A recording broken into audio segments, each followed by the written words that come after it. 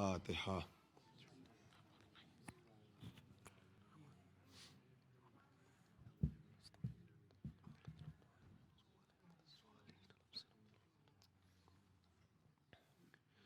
لا حول ولا قوة الا باللہ العلی العظیم۔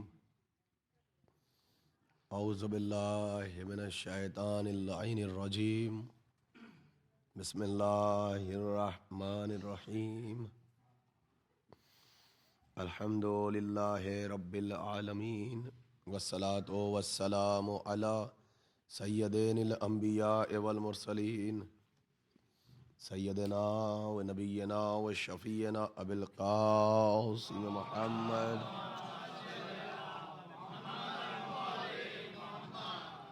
وآلہ الطیبین الطاہرین المعصومین المظلومین المنتجبین۔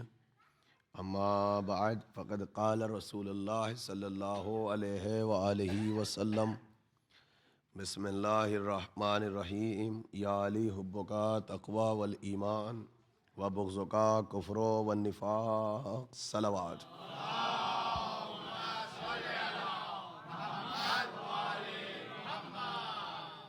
مرکزی امام بارگاہ جعفریہ کی آج 11 محرم کی یہ 12ویں مجلس، جس کو آپ حضرات بہت ہی محبت اور عرفان کے ساتھ اور خلوص کے ساتھ سماعت فرما رہے ہیں، اور یقیناً نہ کہ میں بلکہ ہر انسان جس تک یہ آواز جا رہی ہے، چاہے وہ انٹرنیٹ کے ذریعے ڈائریکٹ یا انڈائریکٹ، انہیں اس بات کا اندازہ ہے کہ رات کے اس پہر میں بیٹھنے کے بعد صرف وہ طبقہ مجلسوں کو سماعت کر سکتا ہے جو سالڈ مجلسی طبقہ ہوتا ہے۔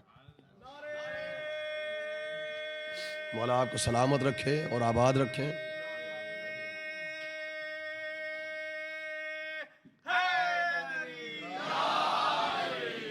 اور کاروباری لوگ ہیں، جاب پیشہ افراد ہیں، اور واقعاً اس وقت تو جگانا انسان کی فطرت کے خلاف ہے، اور پھر پڑھنا۔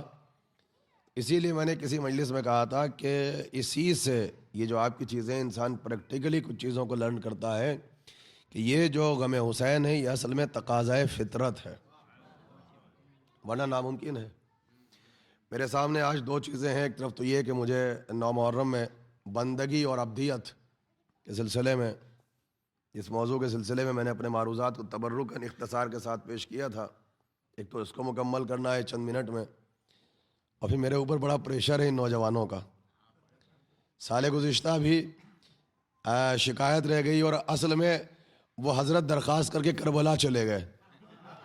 اب اللہ جانے رضوان بھائی زیارت کے لیے گئے ہیں یا درخواست لے کے گئے ہیں، اور مجھے یہاں بٹھا گئے۔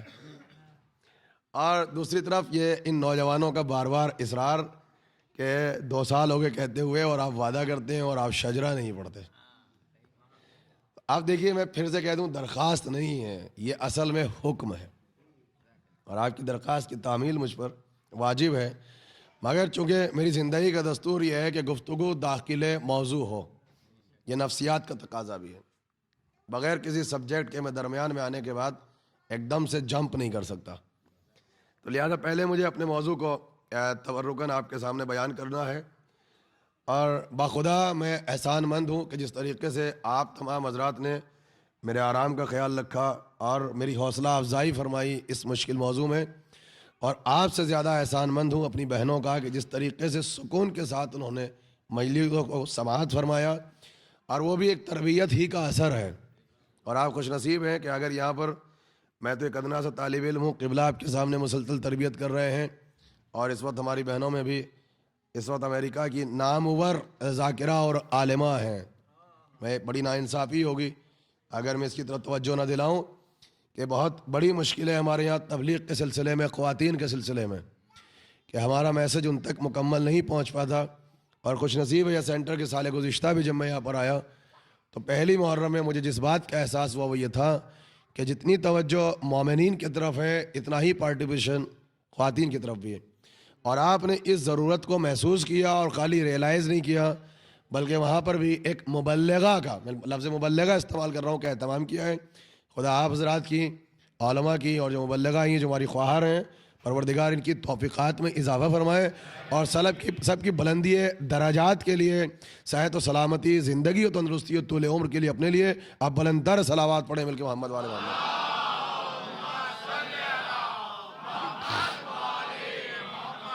اس سے زیادہ میں تبرکاً ٹوٹے پھوٹے الفاظ میں شکر ادا نہیں کر سکتا ہوں۔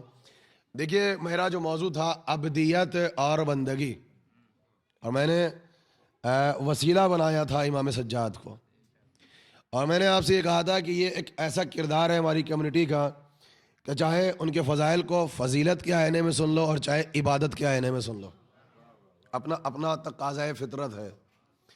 اور میں آج اسی مجلس سے استفادہ کروں گا اس جملے سے کہ 4 برس کا سن ہے اور باپ کی آغوش میں ہے، اور باپ بھی وہ ہے جو مشکل کشا کا مشکل کشا بیٹا ہے، اور کہہ رہے ہیں بیٹا میں کائنات لا کے تمہارے قدموں میں ڈال دوں، بس یہ بتاؤ کہ تمہاری خواہش کیا ہے۔ اور امام نے کہا کہ بابا بس ایک خواہش ہے کہ کوئی خواہش ایسی نہ ہو جو خواہش پروردگار کے خلاف ہو۔ اب سمجھ میں آیا کہ مشیت کیا ہے اور تقاضۂ مشیت کیا ہے۔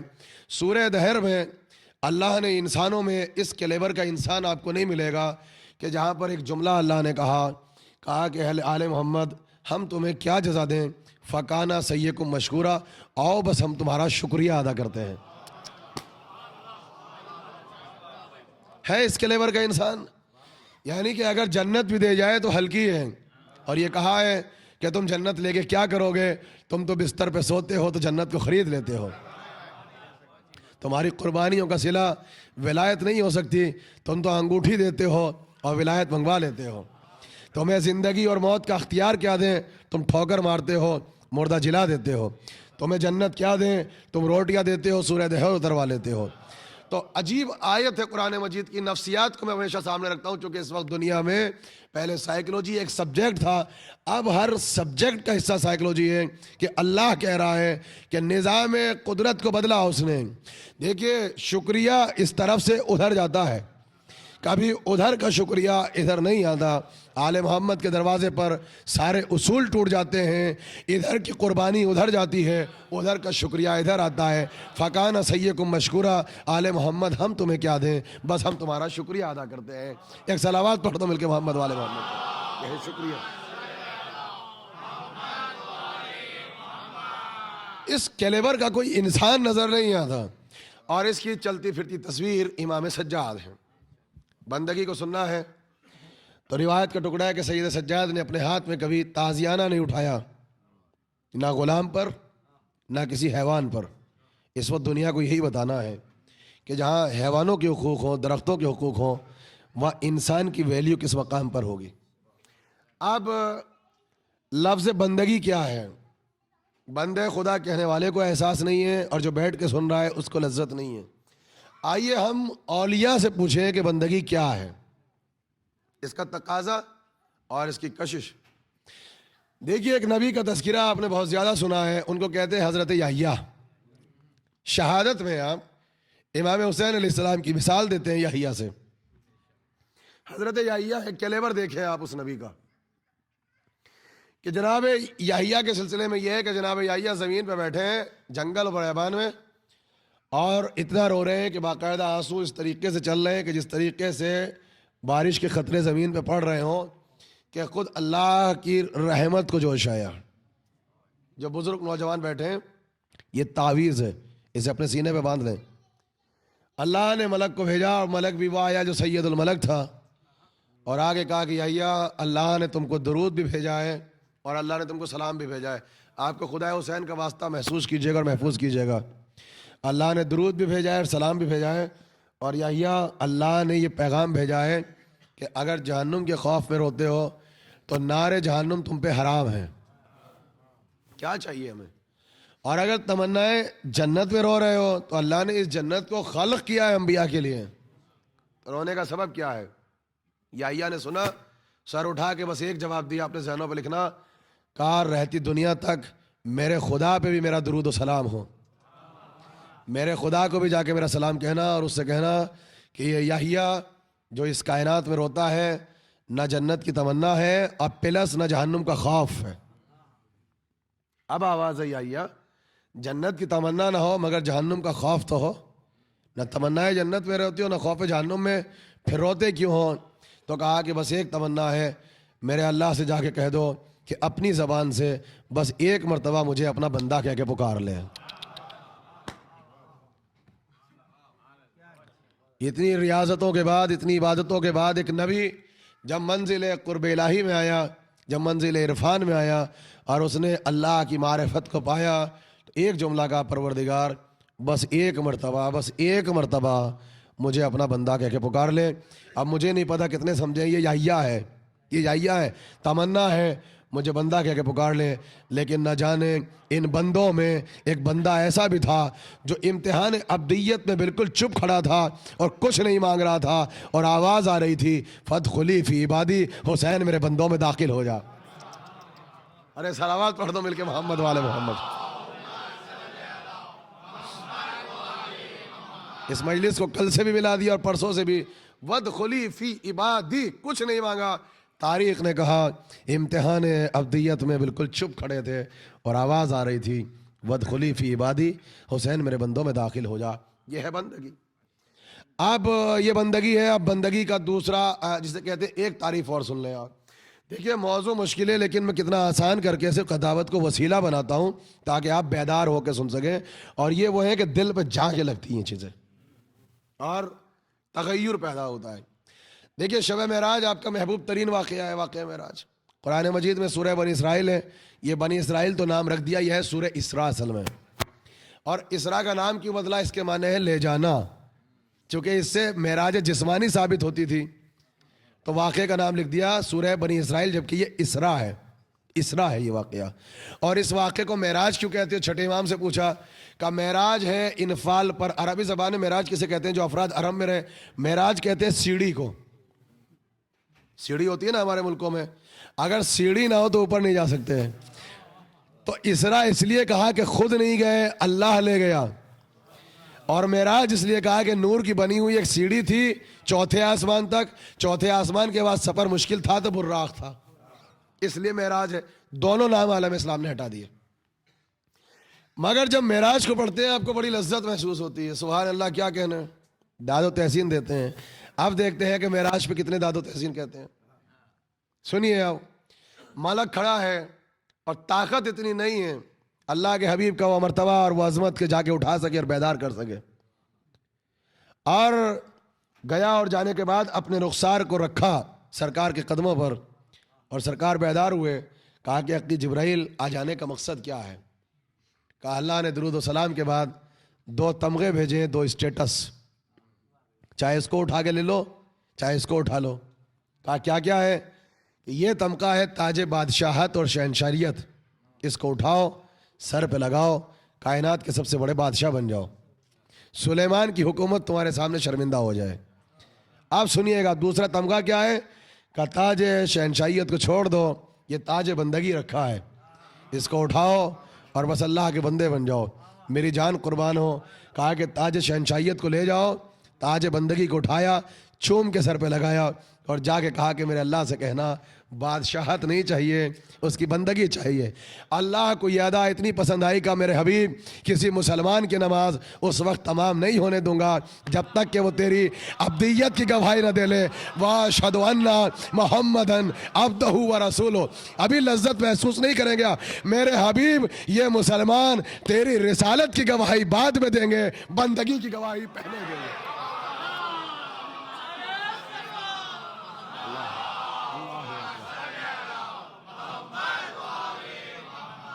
دیکھیں رسالت بعد میں۔ آپ اور ہم آج تک یہ سمجھتے تھے باخدا کیوں مانتے ہیں ہم معراج جسمانی کو؟ یہ کسی کی فضیلت نہیں ہے، یہ کسی کی ضرورت بھی ہے۔ رسالت اتنا بڑا عہدہ، یہ خود پروردگار کو ناز ہے کہ آپ ہمارے رسول ہیں، مگر جب اس نے اپنے آپ کو اللہ کے سامنے جھکایا تو اتنا جھکایا، کہا کہ بندگی کی گواہی پہلے ہے، رسالت کی گواہی بعد میں ہے۔ کہا میرے حبیب اب نماز تمام نہیں ہوگی جب تک ہر مسلمان واجب نماز میں تیری بندگی کی گواہی نہ دے لے۔ اسی کا نام تشہد ہے۔ اب ایک جملہ بالکل آپ کے ذہنوں سے قریب ہو کے گزروں گا، ہے مشکل کشا کو وسیلہ بنا کے دے رہا ہوں۔ دیکھیے آپ ذرا صاحب مجھے بتائیے کہ یہ بتائیں کہ سورہ پڑھتے ہیں آپ قرآن کا والعصر، اس کا ٹکڑا. اور اس ٹکڑے پر میں نے جو ہر مجلس میں قاضی نور اللہ شستری کو پڑھتا ہوں, یہ تھا وہ جملہ جس جملے پہ آپ کو قتل کیا گیا تھا. آپ ٹکڑا سنیں, آپ صرف یہ ٹکڑا ہے جس کو آپ نماز میں پڑھتے ہیں اور متوجہ نہیں ہوتے. متوجہ کرنا میرا کام ہے, آپ سنتے ہیں. ایک ٹکڑا ریزن بنائے شہادت کا. والعصر ان الانسان لفی خسر, قسم ہے عصر کی, ہر انسان خسارے میں ہے. الا الذین آمنوا, سوائے اس کے جو مومن ہے, صاحب ایمان ہے. یہاں تک جہانگیر کو پرابلم نہیں ہے, یہاں تک پرابلم نہیں ہے. اب ٹکڑا سنیے آپ, جس کو آپ روز سنتے ہیں. وَعَامِلُ الصَّالِحَاتِ, قیامت میں ہر شخص خسارے میں ہے. دیکھیے بھائی جاگ کے سنیے گا. منزل ایمان کا دعویٰ تو سب کرتے ہیں, تو نور اللہ شوستری جو کٹے ہیں منزل ایمان پہ نہیں کٹے ہیں. وَعَامِلُ الصَّالِحَاتِ, اور سوائے ان کے جو عمل صالح کو انجام دیتے ہیں. تو جہانگیر نے کہا کہ عمل صالح نام ہے نماز اور روزے کا. تو نور اللہ شوستری نے کہا کہ جو 2 رکعت نماز پڑھے گا, 2.5% زکوٰۃ دے گا, سب صالح ہو گئے.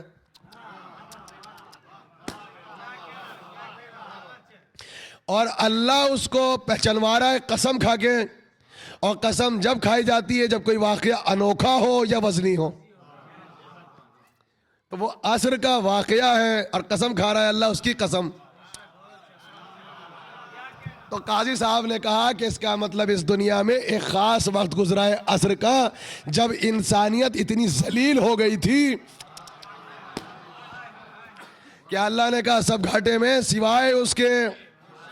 دیکھیے ایک زمانہ ہے عصر کا وقت, سب گھاٹے میں سوائے اس کے.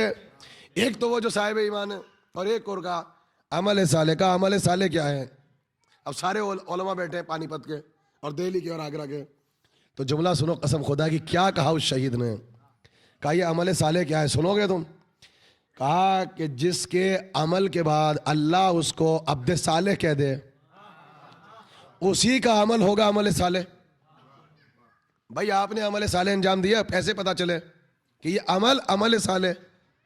تو جو عمل صالح کو انجام دے گا وہ ہو گیا بندے صالح. تو کہا تاریخ میں کوئی بندے صالح ہیں؟ کہا کہ عمل صالح تو بندے صالح نہیں ہیں. وہ گئے, اٹھا کے لے آئے کتاب, کہا پڑھو زیارت. ہمارے ہر شب جمعہ میں پڑھتے ہیں. ہر معصوم نے کہا السلام علیکہ ایھا العبد الصالح. نہیں پہنچے. یہ ہر شب جمعہ آتے کیوں, سنو. السلام علیکہ ایھا العبد الصالح. کہا اب سنو گے, وہ عبد صالح جس عمل کو بھی وقت عصر انجام دے دے وہ عمل ہوگا عمل صالح. وہ عبد صالح وقت عصر اب جو کر دے وہ ہوگا عمل صالح. کہا کہ اب اس نے جو بھی کیا وہ ہے عبد صالح. اب کہا جو اس کے فالوورز ہوں گے وہ ہوگی عبد صالح کی جماعت. تو ان کو کہے گا اللہ عباد اللہ الصالحین. تو اس عبد صالح کا بھی مرتبہ ہو اور جو اس کی جماعت ہے اس کا بھی مرتبہ ہو. تو کہا اب نماز تمام نہیں ہوگی جب تک کہ شکر اللہ ادا نہ کریں السلام علینا وعلی عباد اللہ الصالحین. بھائی زور پڑ رہا ہے, زور. قسم خدا کی. کہا کہ اس کی جماعت ہوگی جیسے سلمان و منا اہل البیت. اہل البیت تو وہ ہیں, کچھ تو ہیں اہل البیت, کچھ ہیں اہل البیت سے. تو کوئی ہے عبد صالح کائنات میں اور کوئی ہے اس کی جماعت. تو کہا نماز تمام نہیں ہوگی, نماز تمام نہیں ہوگی جب تک کہ اللہ واجب نماز میں تم سے ان کو سلام نہ کروا لے. جب تک سلام نہ کرا لے السلام علینا وعلی عباد اللہ الصالحین, ہمارا سلام ہو اس عبد صالح کی جماعت پر. اس میں 72 شہداء بھی جماعت میں ہیں اور آپ بھی ہیں جو ماتم کرتے ہیں. پہلے 72 ہے پھر آپ. اب میں جملہ کہہ دوں کہ نماز کی حقیقت سے انکار نہ کیا کرو. نماز کچھ نہیں ہے, آل محمد کے جنکشن تک پہنچانے کے سپر فاسٹ وسیلے کا نام نماز ہے.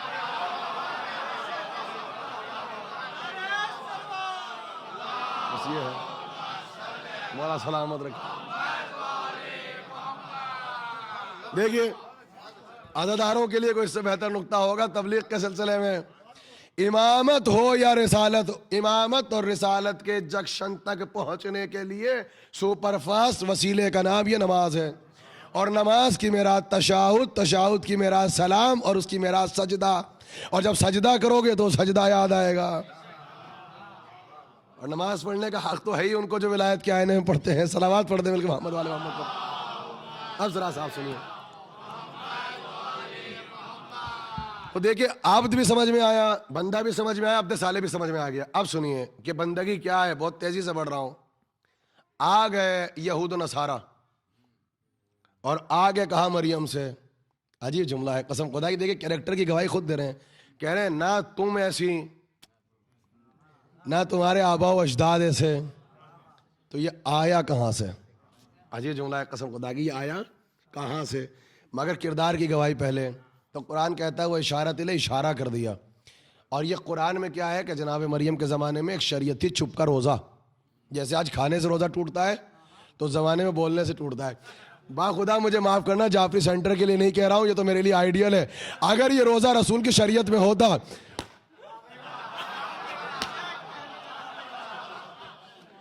اگر یہ روزہ رسول کی شریعت میں ہوتا تو مجھے بتاؤ کتنی بیٹھی ہیں.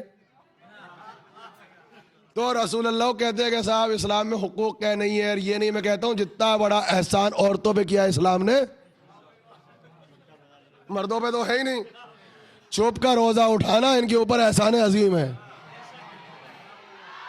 یہ دیکھیں بھائی، عزاداری ہو یا کچھ بھی، پارٹیسپیشن میں آپ سے کم نہیں. نعرہ وہاں سے آیا، جو یہاں بیٹھے نعرہ لگنا چاہیے.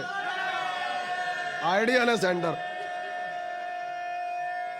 مولا آپ کو سلامت رکھے.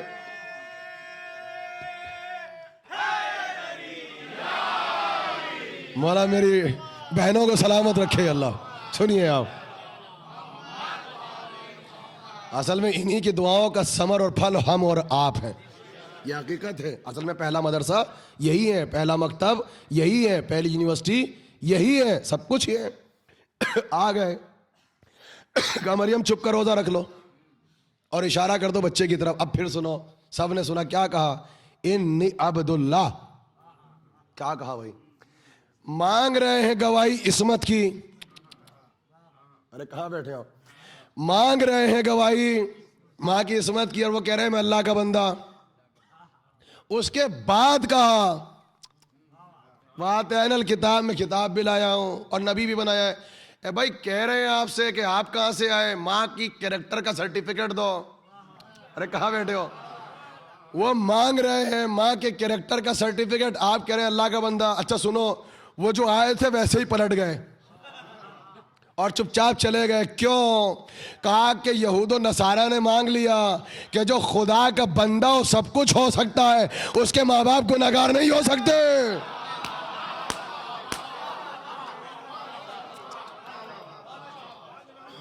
آپ نے پہچانا بندگی کا اسٹیٹس کیا ہے. آج جو بندگی کا کانسیپٹ رکھتا ہو، جس کے پاس احساس ابدیت ہو، سب کچھ ہو سکتا ہے. نہ وہ گنہگار ہو سکتا ہے، نہ جس گود سے نکل کے آیا وہ گود گنہگار ہو سکتی ہے. اچھا چلے گئے. اب میں جملہ کہہ دوں، مجھے نہیں پتا کتنے سمجھیں گے. عیسیٰ نے کہا میں اللہ کا بندہ، اللہ نے نہیں کہا میرا بندہ. بہت بڑا فرق ہے. عیسیٰ کہہ رہے ہیں، اچھا ماں یحییٰ نے بھی کہا مجھے کہہ دیں، اور یہاں عیسیٰ کہہ رہے ہیں انی عبداللہ.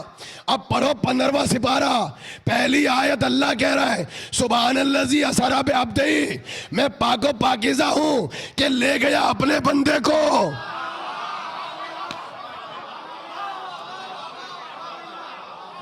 سبحان الذی اسری بعبدہ. کیا کہنے. اچھا بھائی دیکھیں آ گیا نقطہ، وہاں سے آیا ہے. دیکھیے کچھ لوگ وہ ہاتھ اٹھا کے سبحان اللہ کہتے ہیں، اور کچھ وہ جو کبھی کبھی کہتے ہیں. نہیں غلط نہیں، میں نے پارکنگ لاٹ میں پکڑ لیا. میں نے کہا چچا آپ سبحان اللہ کم کہتے ہیں. تو کہنے لگے میاں میں نے مجلس سے سن کے بوڑھا ہوا ہوں، میری سبحان اللہ کا معیار ہے.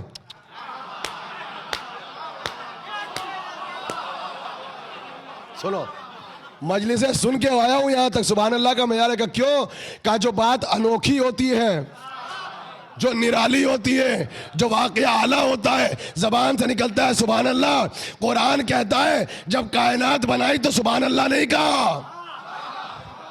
کہا کچھ بھی نہیں ہے، کن کہا اور ہو گئی. نہ جانے معراج جسمانی کتنا بڑا واقعہ تھا، اللہ نے بھی کہا بھائی کیا کہنے. بھائی قبلہ بھی آ گئے، مولا سلامت رکھیں. بلندر صلوات پڑھیں مل کے محمد والے محمد پر.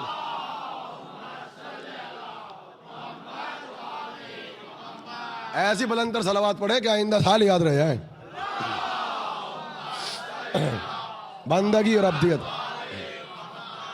کہا سنو، کبھی نہیں کہا اللہ نے، لیکن واقعہ معراج نہ جانے کتنا بڑا واقعہ تھا کہ اللہ نے بھی کہا بس سبحان اللہ. دیکھیے اب سمجھ میں آیا کیوں کہتے ہیں سبحان اللہ کا، اگر اللہ بھی کہہ رہا ہے بھائی کیا کہنے ہیں. اچھا ہماری اور آپ کی سولڈ زبان میں سبحان اللہ کا ترجمہ کیا ہے؟ بھائی کیا کہنے. یہ جو ترجمہ بھائی کیا کہنے، سمجھ میں آیا کہ کہاں سے آیا کیا کہنے.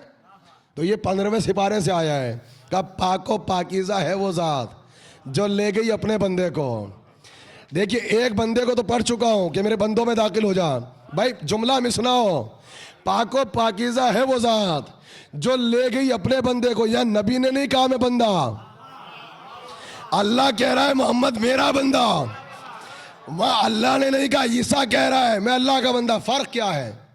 فرق کیا ہے؟ عیسیٰ کو اس بات پہ ناز ہے میں اللہ کا بندہ، اللہ کو اس بات پہ ناز ہے محمد میرا بندہ. نعرہ حیدری، نعرہ حیدری.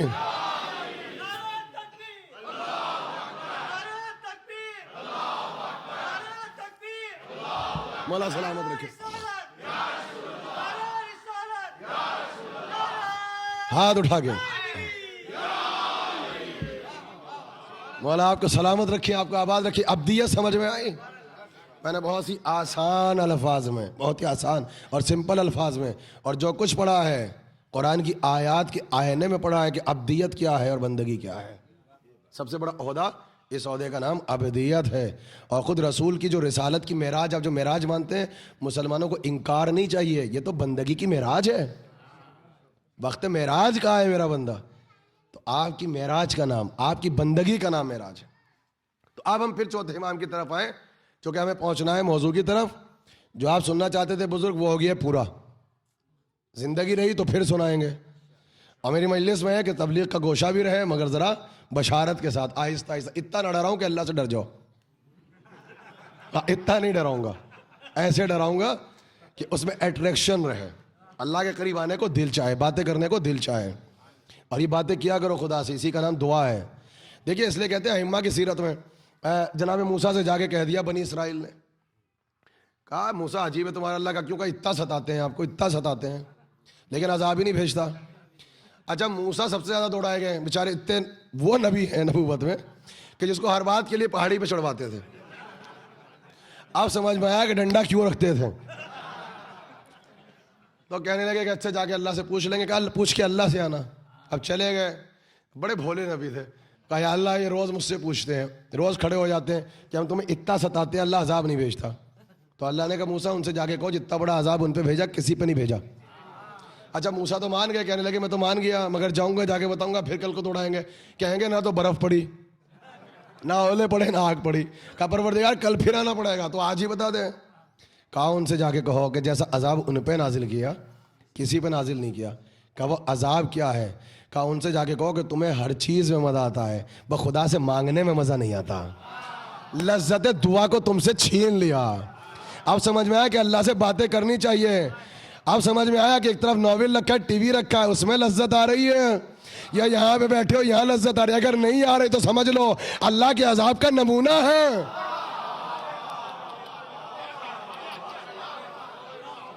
صلوات پڑھ دیں مل کے محمد والے محمد پر. عذاب کا ایگزامپل ہے یہ عذاب کی ایک شکل ہے. ہم یہ سمجھتے ہیں کانسیپٹ یہ ہے کہ جب تک آگ نہیں برسے گی تو کچھ نہیں ہوگا. یہ ہے کہ تمہیں ہر چیز میں لذت محسوس ہوتی ہے، صرف ہم سے باتیں کرنے میں لذت محسوس نہیں ہوتی. تو اللہ سے باتیں کیا کرو، باتیں کرنے کا طریقہ الگ ہے. اس میں یہ نہیں اٹھنا اور بیٹھنا ہے، اللہ کے ساتھ بیٹھ کے کانسنٹریشن سے. اگر 1 منٹ بیٹھ گیا تو معصوم نے کہا کہ 1000 برس کی عبادت سے بہتر ہے. باتیں کرو اپنے خدا سے، وہ خالق ہے تم مخلوق ہو. اور جو ساجد کو مسجود سے ملا دے، رازق کو مرزوق سے ملا دے، عبد کو معبود سے ملا دے، اسی کا نام دعا ہے. اور یہی ہے سپر فاسٹ وسیلہ اس تک پہنچانے کا. تو ابدیت کے لیے چوتھے امام کا کریکٹر. 2 مجلسیں ہو گئی پڑھتے پڑھتے، اور مجھے لگتا ہے کہ کل پھر گفتگو وہیں پہنچے گی. اب میں اسے ختم نہیں کروں گا. چوتھے امام نے کبھی تازیانہ نہیں اٹھایا. اگر تازیانہ اٹھاتے تھے جانوروں کے سامنے تو کہتے ہیں مجھے کربلا یاد آتی تھی. تو اب جو مجھ سے وعدہ لیا گیا تھا اور 2 سال ہو گئے قبلہ، اور آج پھر پکڑ رکھا تھا، مسلسل ہے کہ تھوڑا آپ ذوالجنے کا شجرہ پڑھ دیں. تو بڑی محنت ہے، اور بہت محنت کے ساتھ میں نے وہ شجرہ تیار کیا ہے، اور بڑی کتابیں اس کے اندر قبلہ موجود ہیں. تو دیکھیے ہمارے کے یہاں پر پورا ایک سبجیکٹ ہے زیولوجی کا. یہ نہیں ہے کہ اب علم حیوانات ایک سبجیکٹ نہیں ہے. علم حیوانات اس فاسٹ فارورڈ موو ہوتی ہوئی ماڈرن سوسائٹی کا سب سے بڑا سبجیکٹ ہے. اسی سے زیولوجی، اسی میں کیا علم حیوانات ہے، اور اس میں حیوانات پہ کتابیں لکھی جا رہی ہیں. بلکہ کتاب چھوڑو، ان کی طبیعت، ان کی فکر، ان کی فطرت، ان کی تہذیب، ان کے کلچر پہ گفتگو ہو رہی ہے. اور لکھنے والوں نے جب یہیں پہ بیٹھنے کے بعد اس آنٹ اور کیڑی پر لکھا، تو لکھنے کے بعد خراج عقیدت یہ کہہ کے پیش کیا کہ مجھے اتنے برس چیونٹیوں کے بلوں کے پاس بیٹھنا پڑا تاکہ مجھے صرف یہ پتا چل جائے یہ مکان کیسے بناتی ہیں. کہا میری حیرت کی انتہا نہ رہی جب میں نے انگلش کا ٹرانسلیشن نہج البلاغہ کو پڑھا تو سمجھ میں آیا کہ 1400 برس پہلے جو علی نے بتایا تھا، اور کہا جب کوفے کے منبر سے بنایا تو یہ نہیں کہا میں کسی جنگل میں چیونٹیوں کے بلوں کے پاس جا کے بیٹھا.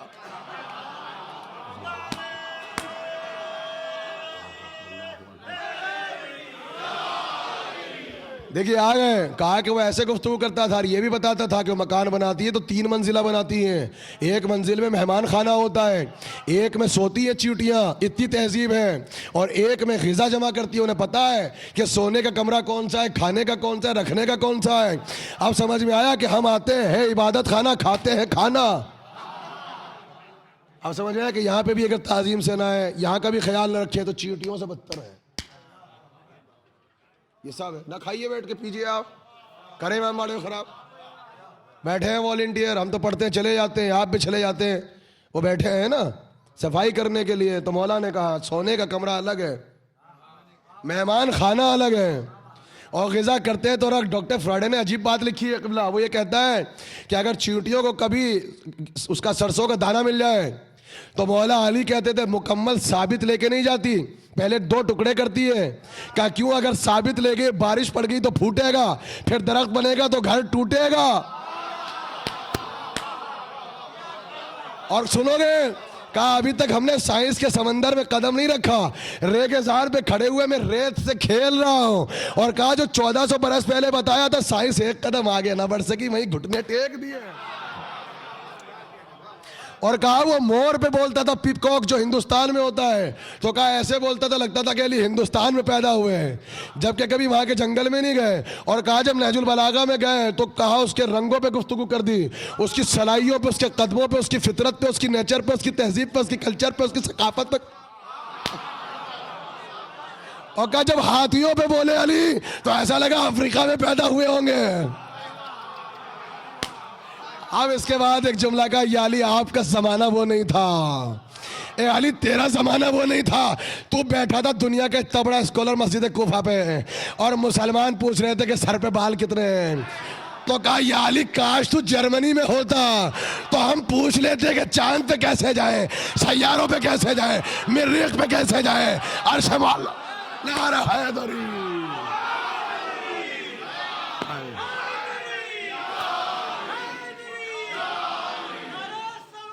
دیکھیے یہ ہے، سنیے آپ، معرفت کے ساتھ ہونا چاہیے میرے بھائی.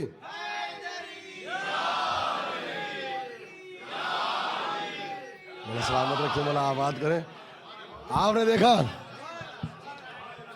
کیوں نہیں پڑھا جاتا ہے یہاں پر، کیوں نہیں پڑھا جاتا؟ مگر علم کے آئینے میں پڑھیے تو صحیح. کتنے سبجیکٹ ہیں، زندگی گزر جائے علی کے ایک سبجیکٹ پہ روشنی ڈال سکے تو زیولوجی ہے بھائی. علم حیوانات پہ کتابیں ہیں، اور علم حیوانات پر قبلہ بیٹھے ہیں یہاں پر چکے. سائنس ان کا سبجیکٹ رہا ہے اور وہ گواہی دیں گے. سائنس پڑھ کے آئے، سبجیکٹ بھی ہے. اور آپ جانتے ہیں کہ علم حیوانات پہ گفتگو بھی کتنا کرتے ہیں. تو دیکھیے یہ علم حیوانات میں ایک جانور ہے جسے آپ گھوڑا کہتے ہیں، دا ہارس. سب سے زیادہ ان کنٹریز میں جو کتابیں لکھی گئی ہیں وہ گھوڑے پر لکھی گئی ہے. 7,000 کتابیں ہیں گھوڑے پر لکھی گئی ہیں، 7,000 کتابیں. اور introduction to the horse of the universe تقریباً 1,500 صفحات ہیں. اور پھر یہی یورپ کی وہ لیڈی ہیں پروفیسر، اس لیڈی کا نام ہے لیڈی وینٹ وارتھ. لیڈی وینٹ وارتھ اس نے کتاب لکھی ہے دا ہارس، گھوڑے کے اوپر، اور اس نے لکھے ہیں تقریباً 2,500 صفحات. اور اس نے بہت سی چیزوں سے پردہ اٹھایا ہے. اور اس نے لکھا ہے کہ یہ جانوروں میں یہ جانور ہوتا ہے جو بہت عقل مند ہوتا ہے. یہی وجہ ہمارے ایک لفظ استعمال ہوتا ہے، اسے کہتے ہیں فرس، گھوڑے کے لیے. فرس کیا ہے؟ اس سے ہے فراست، اس سے ہے عقل، انٹلیکچوئل. یہی وجہ ہے ان کو کہتے ہیں اہل فارس. اور یہ رسول اللہ نے کہا تھا کہ علم اگر مریخ پہ بھی چلا جائے گا تو اہل فارس وہاں بھی چلے جائیں گے. اسی کو کہتے ہیں عقل. یہ جو فراست پائی جاتی ہے یہ گھوڑے میں، اسی لیے اس کو فرس کہتے ہیں. اور اس نے بھی لکھا ہے. اچھا آپ کہیں گے ہمارے ممبر کا سبجیکٹ ہے، آپ کیوں پڑھ رہے ہیں؟ تو ٹھیک ہے، ہم اپنے امام باڑے سے گھوڑا نکال دیں گے، آپ قرآن سے گھوڑا نکال دو. بھائی سیدھی بات ہے، چلو ہم کمپرومائز کرتے ہیں. ہم نکالتے ہیں ممبر سے گھوڑا، تم نکالو قرآن سے گھوڑا. اگر پورا سورہ نہ دکھایا اور اس کی شان میں نہ دکھایا اور اس کا قصیدہ نہ دکھایا اور نماز میں نہ دکھایا اور رسالت کی نماز میں نہ دکھایا تو یا آپ بدل دینا یا ہم بدل جائیں. تو اس نے لکھا. اور پھر یاد رکھیے، دیکھیے تو قرآن میں آ جائیے. اچھا قرآن میں سورہ سواد میں گھوڑے کا تذکرہ، قرآن میں بنی اسرائیل میں گھوڑے کا تذکرہ، قرآن میں سورہ بقرہ میں گھوڑے کا تذکرہ. کتنے سورے ہیں؟ قبلہ تقریباً 13 سورے ہیں. 13 سورے ہیں قرآن میں جس میں گھوڑے کا تذکرہ. اس میں سورہ والعادیات بھی ہے، اس میں سواد بھی ہے، اس میں بنی اسرائیل بھی ہے، اس میں بقرہ بھی ہے. اس میں کئی سورے، 13 سورے میں قرآن مجید میں گھوڑے کا تذکرہ ہے. اب صحیح میں بتاؤ کون سی کتاب اٹھاؤں؟ بخاری اٹھاؤں، سنن ابن داؤد اٹھاؤں، سنن ابن ماجہ اٹھاؤں، بتاؤ ترمذی اٹھاؤں؟ کون سی کتاب آپ کو چاہیے؟ میں پورا ایک باب دکھاؤں گا فضیلت گھوڑے کے سلسلے میں. ایسے نہیں کہ تذکرہ ہے، گھوڑوں کی فضیلت کے سلسلے میں باب. یعنی ہر چیز میں چیپٹر ہوتا ہے، جیسے سورہ کافی میں چیپٹر ہے، تو پوری سیاہ میں جو 7 کتابیں ہیں اس میں باب ہے، اس میں چیپٹر ہے. اب جملہ کہہ دوں، جو سمجھ سکے وہ سمجھے، جو نہ سمجھ سکے اسے خدا سمجھے. سیاہ ستہ میں گھوڑوں کی فضیلت کے باب ہیں، گدھوں کی فضیلت کے نہیں. آ جاؤ بھائی، آ جاؤ، آ جائیے. مجھے دکھا دو، اچھا کوئی سورہ دکھا دو.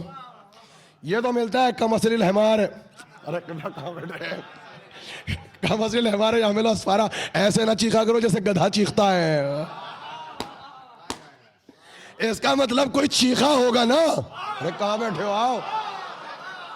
دیکھیں قرآن اللہ کا کلام ہے، اس کی صفت کیا ہے کہ اس کا کوئی فعل عبث نہیں ہو سکتا، اس کا کوئی لفظ بے معنی نہیں ہو سکتا. کیوں دی اس نے تشبیہ کسی انسان کی؟ اگر آیت عبث نہیں ہو، اس کا مطلب کوئی تو تھا جو چیخا تھا. اب ہم تو چارج شیٹ پیٹ کر رہے ہیں ممبر سے، جا کے مجرم کو گرفتار کر دو. کہتے ہیں جی کون تھا؟ ہم کیوں بتائیں تاکہ پٹے؟ ہمیں کوئی بھی تھا، کالا چور تھا، آپ کو کیا لینا دینا؟ مگر کوئی تو تھا جو چیخا، اور وہ چیخا اور قرآن نے ڈانٹا.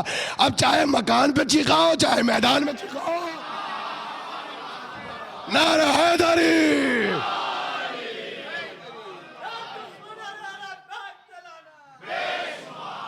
تو دیکھیے اچھا صحیح پہ آ جائیں، کوئی باب نہیں قسم، ایرے غیرے جھوٹے ابو ہریرے کی کوئی حدیث لیو.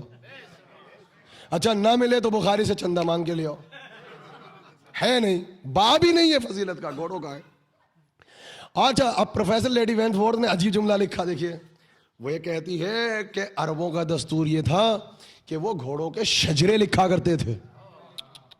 شجرے. اچھا شجرہ سنو گے؟ دیکھیے بہت فاسٹ پڑھ رہا ہوں قسم خدا کی، میرے اشرے کا سبجیکٹ ہے. کاش زیولوجی سے پڑھ رہا ہوں. عرب چلے جائیے، آپ پڑھ لیجئے انٹرنیٹ پہ چلے. عرب گھوڑوں کے شجرے لکھتے تھے اور 4 اینگل سے لکھتے تھے. جیسا اینگل انسانوں میں نہیں ہے. دادا کا شجرہ بھی لکھتے تھے اس کے، اور دادی کا بھی، اور نانا کا بھی تھا اور نانی کا بھی. 4 شجروں سے گھوڑے کو پہچانتے تھے. کیوں؟ کہتے ہیں کہ اگر کوئی فالٹ ہوا تو اثر اصل تک نہیں رہتا، نسل تک جاتا ہے.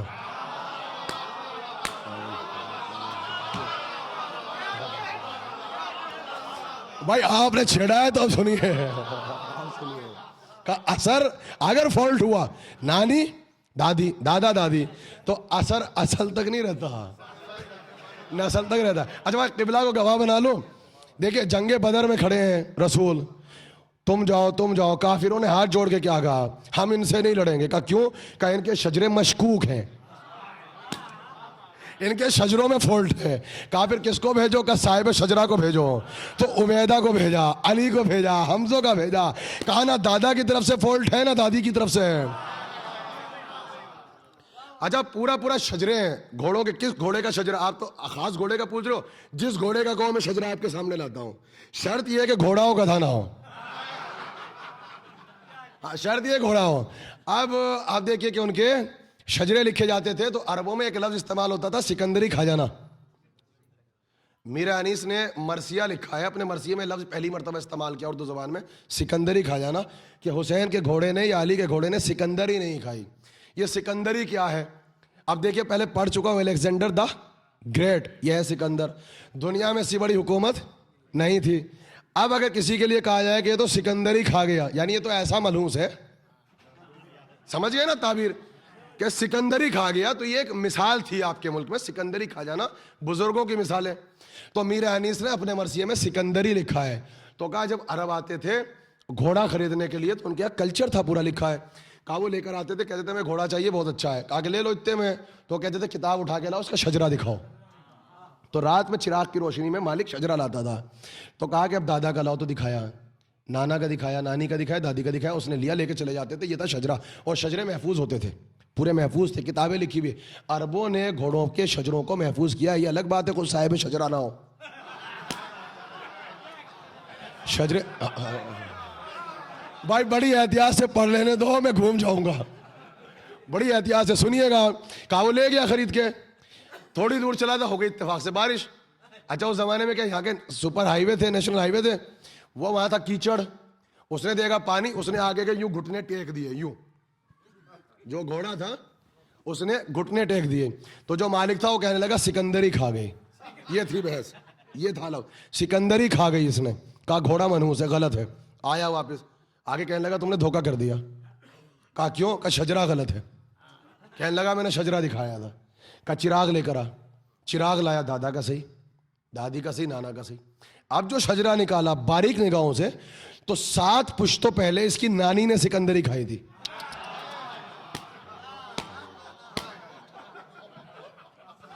تاریخ میں تھا شجرے میں 7 نسلوں پہلے اس کی نانی نے سکندری کھائی تھی. تو آپ نے دیکھا کہا 7 پشتوں کے بعد بھی اس کا پروتا ہے, پوتا بھی نہیں. اب سمجھ میں آیا, اگر شجرہ مشکوک ہو تو اصل تک نہیں رہتا, نسل تک جاتا. اب آپ دیکھیے گھوڑا ہونا بہت بڑی بات ہے. میں پڑھوں گا اشارے میں, مجھے نہیں پتا کتنے سمجھیں گے. اسی کا نام فن خطابت ہے. فن خطابت میں وضاحت نہیں ہوتی, انگلیوں کے اشارے, آنکھ کے اشارے, رفتار, کاٹ, اتار, چڑھاؤ, یہ سکھایا جاتا ہے. یہ عطا ہے فاطمہ کی, اسے کہتے ہیں فن خطابت. حضرت عزیر اور عزیرہ کا واقعہ سنا ہے, پڑھوں گا نہیں چونکہ ریزیڈنٹ عالم یہاں پر موجود ہے, اور واقعات پڑھتے ہوئے مجھے شرم آتی ہے کیونکہ آپ کا معیار بہت بلند ہے اور پڑھ بھی نہیں سکتے ہم. تو کیا ہوا وہاں پر کہ جب سو گئے, پورے سوالات ہیں مجلس میں, تو ان کے ساتھ گھوڑا بھی تھا, ٹھیک ہے نا. اور ہر نبی کے لیے قرآن یہ کہتا ہے کہ اس کے ساتھ ایک آدھا گدھا بھی ہوا کرتا تھا. تو عزیر اور عزیرہ کے زمانے تک وہ بھی تھے, ان کے ساتھ وہ خچر, وہ گدھا بھی تھا. وہ خیر سو گئے, 100 برس سلائے رکھا, اور چونکہ انہوں نے سوال کیا تھا اللہ تو مردوں کو زندہ کیسے کر سکتا تھا, تو 100 برس کے بعد اٹھایا اور اٹھ گئے نبی. کہا کہ اب سمجھ میں آ گئی, کہا سمجھ میں آ گئی. اچھا 100 برس کے بعد اٹھے, اٹھ گئے. جو نبی سویا تھا نبی اٹھا, جو نبی سویا تھا نبی اٹھا. نبی کے پہلو میں جو گدھا سویا تھا,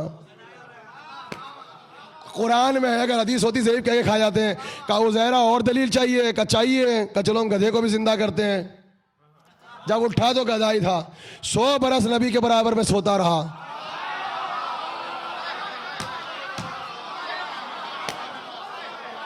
وہ بھائی نیٹ سے گفتگو چاہ رہے, اپنے پڑھنے کا ذمہ دار ہوں, آپ کے سمجھنے کا نہیں. میں تو ممبر سے کہہ رہا ہوں عزیر کو پڑھ رہا ہوں, میں تو ممبر سے ریکارڈ ہو رہی ہوں, عزیرہ کو پڑھ رہا ہوں, آپ کے پڑھنے کا ذمہ دار نہیں ہوں. سنیے, 100 برس رہا, طبیعت نہیں بدلی. جب اٹھا اور رجت ہوئی تو نبی اٹھا, گدھا اٹھا. تو یہ ساری چیزیں ہیں. تو بہرحال کہنے کا مقصد یہ ہے کہ پورے باب سیاہ میں ہے, باب فضیلت کے نام سے ہے. قرآن مجید میں بھی ہے, تاریخ میں بھی عربوں نے شجرے محفوظ کیے. اب پروفیسر لیڈی وینٹ وارتھ کیا لکھتی ہے سنیے, 2500 صفحات لکھی اس نے, 2500 پیجز گھوڑے پر. اس نے ایک باب سے پردہ اٹھایا, گھوڑا اور ریلیجین, گھوڑا اور مذہب. تو اس نے کہا کہ ہماری کی جو مقدس کتاب بائبل ہے اس میں گھوڑے کا تذکرہ تقدس کے ساتھ ہے, مذہب کے ساتھ ہے. دیکھیے وہاں پر بھی بائبل میں گھوڑا ہے مذہب کے ساتھ. اور اس نے لکھا, اس نے کہا عجیب جملہ کہا, اس نے کہا کہ حضرت اسماعیل سے یا حضرت عیسیٰ سے, حضرت عیسیٰ کا نام لیا, 5000 برس پہلے اس دنیا میں عربی النسل گھوڑا ملتا ہے. عیسیٰ سے 5000 برس پہلے عربی النسل گھوڑا ملتا ہے. ہاں اس نے یہ لکھا, اور بعد میں علامہ مجلسی نے جو لکھا وہ بتاؤں گا. کہا کہ 5000 برس پہلے تک اس زمین پر عربی النسل گھوڑا ملتا ہے, لیکن پہلے یہ اڑا کرتے تھے, ان کے پر ہوا کرتے تھے اور یہ رہا کرتے تھے اس طریقے سے. علامہ مجلسی نے لکھا ہے کہ ہاں حضرت اسماعیل کی ولادت سے پہلے تک یا حضرت ابراہیم کی ولادت سے پہلے تک یہ گھوڑے جو تھے یہ عقاب کی طرح ہوتے تھے, اور عقابوں کی طرح پہاڑیوں کی بلندی پہ رہتے تھے. اور دوسرا جملہ انہوں نے فضیلت میں لکھا کہ اللہ نے جہاں اولاد ابراہیم کو امتیاز دیا, وہاں پہلا شرف اسماعیل کو یہ دیا کہ اسماعیل سے پہلے کوئی گھوڑے کو اپنے اختیار میں نہیں لا سکا تھا. پہلے حضرت اسماعیل ہے جنہوں نے گھوڑے پہ اختیار حاصل کیا اور اس پہ سواری کی ہے. اور اس کے بعد جو پھر نسل چلی ہے کوئی خچر کے ساتھ نہیں, گھوڑوں کے ساتھ ہیں. اور کہا کہ عقابوں کی طرح رہا کرتے تھے. یہ علامہ مجلسی نے بھی لکھا ہے اس گھوڑے کے سلسلے میں. اب سنیے گا, اب رسول اللہ کی میں حدیث لاؤں, اور اب میں آپ کو دوں گا طبقات ابن سعد, بالکل شروع صدی کی کتاب ہے, شروع ابتدائی صدی کی کتاب ہے. انہوں نے کیا لکھا بھائی توجہ سنیے گا, شجرے کی طرف میں آ رہا ہوں. کہا کہ رسول اللہ کی حدیث یہ ہے کہ تم گھوڑے پالو, یہ ضرور پالو. کیوں؟ کہا کہ اللہ نے جس دن گھوڑوں کو خلق کیا تو اس کی پیشانی پر خوش بختی کو لکھ دیا تھا. اچھا پروفیسر لیڈی وینٹ وارتھ نے ایک جملہ اور لکھا, کہا یہ پیدا کیسے ہوا گھوڑا؟ تو اس نے مذہب سے کہا کہ ہماری بائبل میں لکھا ہے کہ ہوائیں چل رہی تھی تو اللہ نے چلتی ہوئی ہواؤں کو سمیٹا, تو ہواؤں میں شدت ہوتی ہے کہ بادلوں کو بہا کے لے جاتی ہیں, تو کتنی طاقت تھی, جب ہوائیں سمٹ گئی تو کہا کن ہو جا, تو جب ہو گیا تو حرف کن اور لفظ کن سے گھوڑا بنا. کہا گھوڑے سے پہلے کچھ ہے ہی نہیں, اور اس سے پہلے جو کچھ ہے لفظ کن سے گھوڑا ملا, اسی لیے فراست بھی ہے, اسی لیے اس میں شجاعت بھی ہے, اور اسی لیے صاحب شجرہ بھی ہے. اب میں گھوڑا اور دکھاؤں گا جسے اللہ نے کن سے خلق کیا ہے. اور آپ اعتراض نہیں کر سکتے, ناقے سالے کہاں سے آیا ہے؟ وہ بھی تو کن سے آیا ہے. وہ دمبا جو جنت میں آیا تھا, کوئی وہاں پہ منڈی کھول رکھی ہے, اور کچھ لوگ گئے ہیں دیوبند سے وہاں پہ گھاس پھوس ڈالنے کے لیے, پانی پلانے کے لیے. وہ سب نے لکھا, بھائی آپ نے تو لکھا ہے کہ دمبا آیا ہے, تو وہاں کوئی منڈی ہے؟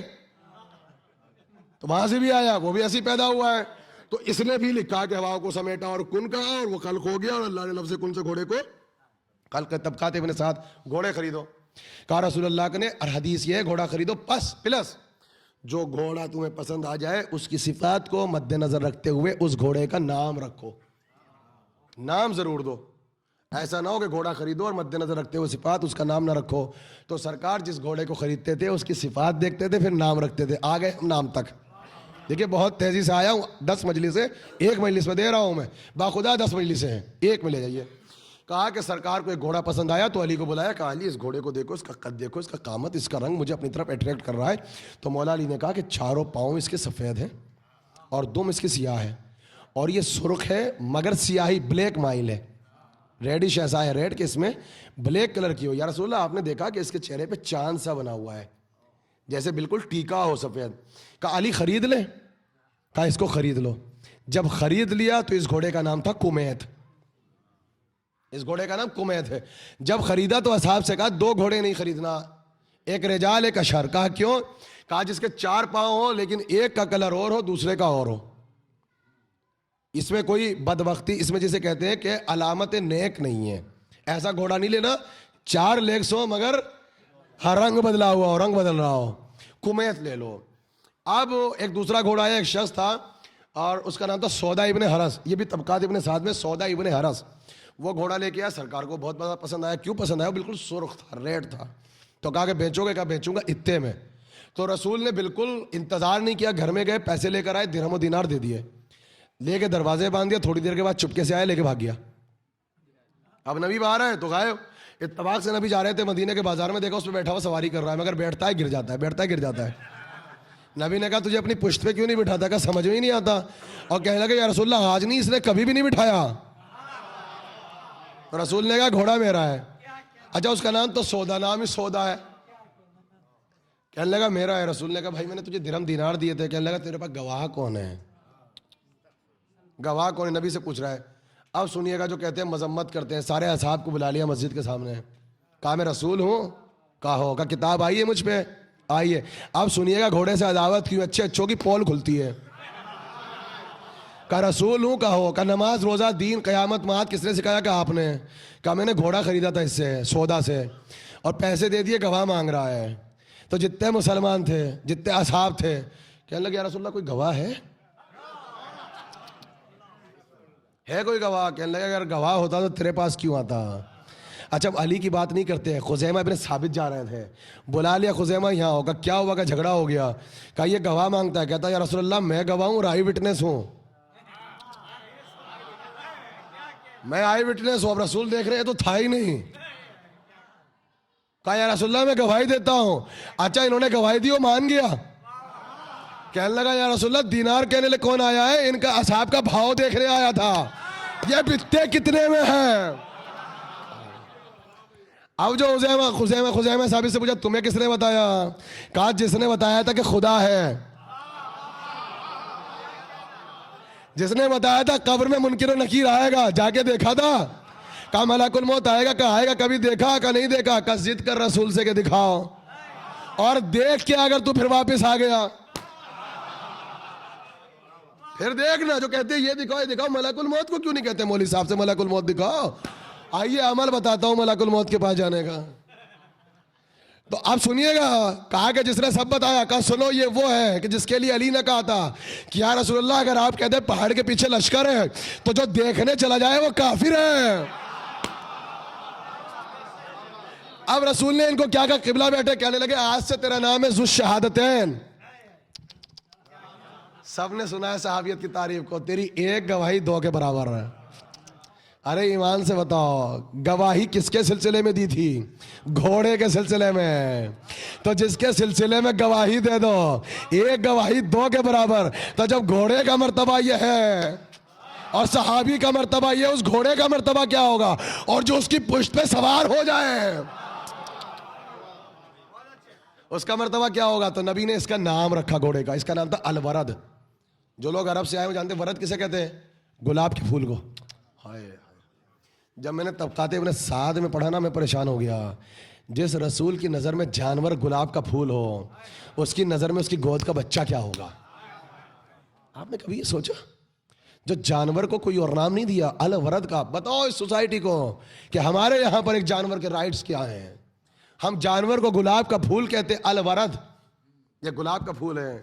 تو جب جانور گلاب کا پھول ہے تو جو اس پہ سوار ہو جائے اور جو اس کی آغوش میں ہو، سوچو اس کا مرتبہ کیا ہوگا. ایک اور گھوڑا لیا، اس کا نام تھا لیزاز.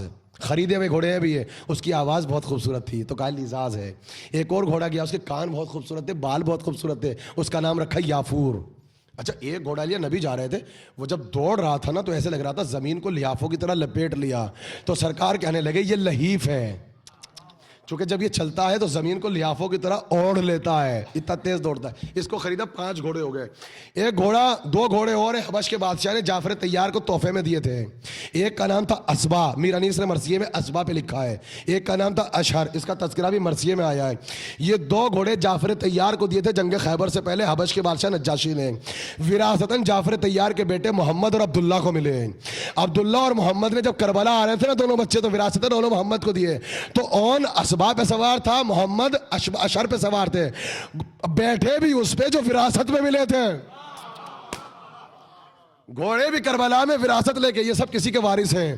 یہ اشبا ہو گیا، اشہر ہو گیا، مگر یہ تحفے کے تذکرہ آ گیا، مجھے تحفے نہیں پڑھنے تھے. اسی طرح حضرت آدم کا گھوڑا بھی ہے، یہ بھی سن لو بہت جلدی سے. سب سے پہلے آدم کے گھوڑے کا نام میمون تھا، اور اس کے بھی پر تھے، اور زمرد اور یاقوت، ایک پر زمرد کا تھا ایک یاقوت کو تھا. اس کی لجام جو تھی، زین جو بنی تھی، وہ بھی سونے کی بنی ہوئی تھی، اور میکائل تھامتے تھے، اور آدم اسی پہ سوار ہوتے تھے، جنت کی سیر کرتے تھے. اس کا نام میمون تھا. اب جناب جعفر طیار حبشہ میں ہے، یہ تو سن 8 ہجری میں خیبر کے وقت آئے ہیں. نجاشی نے رسول اللہ کو تحفے میں ایک گھوڑا بھیجا تھا جعفر طیار کے آنے سے پہلے. بھائی اس کو سنیں، بہت مزہ آئے گا. جنگ خیبر میں علی اس پہ سوار ہوئے، اور جب خیبر فتح ہوا ہے نا، اس گھوڑے پہ بیٹھ کے جو نجاشی نے دیا، ادھر سے مرحب کا سر کٹا، ادھر سے 12 برس کے بھائی آیا واپس. یہ کتنا نیک گھوڑا ہوگا، کتنی خوش بختی ہوگی. گھوڑے پہ سوار ہوئے، مرحب کے 2 ٹکڑے کر دیے. اور میں ہمیشہ کہتا ہوں کہ علی کی ہیبت یہ ہوا کر، دیکھیں لوگ کہتے ہیں خیبر پڑھیے، میرے پاس وقت نہیں ہے ورنہ میں پڑھتا. ہیبت یہ تھی جب مرحب آیا نا، سب کے سامنے آتا تھا سنگل کپڑے پہن کے. علی کے سامنے آتا تھا ہر چیز 2 پوڑ کی پہن کے، 2 زرہ، 2 گول، 2 کپڑے، 2 تلواریں. علی کچھ نہیں کرتے تھے، امام عادل تھے، ایک کے 2 کر دیتے تھے. بہت عشرے کا میٹر ایک لفظ میں ہے، ایک نقطے میں ہے. سوچو گھوڑے میں سوار ہوئے، نجاشی نے تحفہ دیا، مرحب کے 2 ٹکڑے کر دیے، خیبر کے قلعے کو پتے کی طرف چھال کے پھینک دیا. اور ادھر سے جعفر طیار 12 برس کے بعد آئے، تو رسول نے کہا پتہ نہیں تیرے آنے کی خوشی زیادہ ہے یا علی کے فتح خیبر کی خوشی زیادہ ہے. مگر جیسے ہی علی دوڑے اور وہ چٹیل میدان میں گھوڑا دوڑا، تو صحابہ نے کہا یا رسول اللہ آپ نے دیکھا؟ کیا دیکھا؟ کہا جب یہ گھوڑا دوڑتا ہے تو اپنے پیٹ کو زمین پہ ملا دیتا ہے، یعنی چاروں پاؤں بالکل چلتے ہوئے، آگے کے بھی زمین پہ، پیچھے بھی اتنی تیزی سے دوڑتا تھا کہ اس کا پیٹ زمین سے مل گیا. جیسے ہی نبی نے خیبر میں گھوڑے کو دوڑتے ہوئے دیکھا اور پیٹ لگا زمین سے، تو زور سے کہنے لگے ہاذا دل دل دل دل. عربی میں کہا، وہ وہیں سے نام پڑ گیا دل دل. اب سمجھ میں آپ کے مولا کو انیس نے کیوں کہا شہد الدل سوار، مرثیے میں لفظ استعمال ہوا.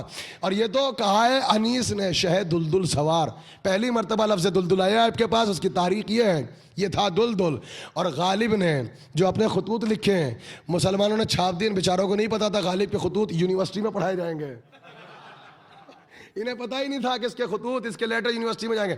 انہوں نے کہا مجھے تو، دیکھیں غالب پہ جب فتویٰ لگا نا کفر کا، تو کہنے لگے مجھے تو اس شہ سوار جو ہے نا دلدل سوار، اس سے نہیں، اس کے دلدل سے اتنی عقیدت ہو گئی ہے. غالب کہہ رہے دہلی میں کہ جہاں وہ قدم رکھتا ہے میں چاہتا ہوں کہ وہاں کی مٹی اٹھا کے اپنی پیشانی سے لگا لو. سوچو جب سواری ایسی ہے تو سوار کیسا ہوگا. بھائی جلدی سے صلوات پڑھے بلکہ محمد والے محمد والے.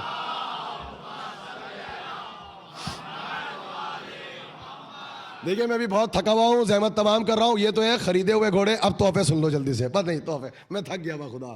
اب تحفے سن لو. حالانکہ فرائیڈے مجھے استفادہ کر لینا چاہیے تھا، اور پہلا سینٹر دیکھا ہے کہ ٹرسٹی کہہ رہے ہیں کہ پڑھ لیجئے ورنہ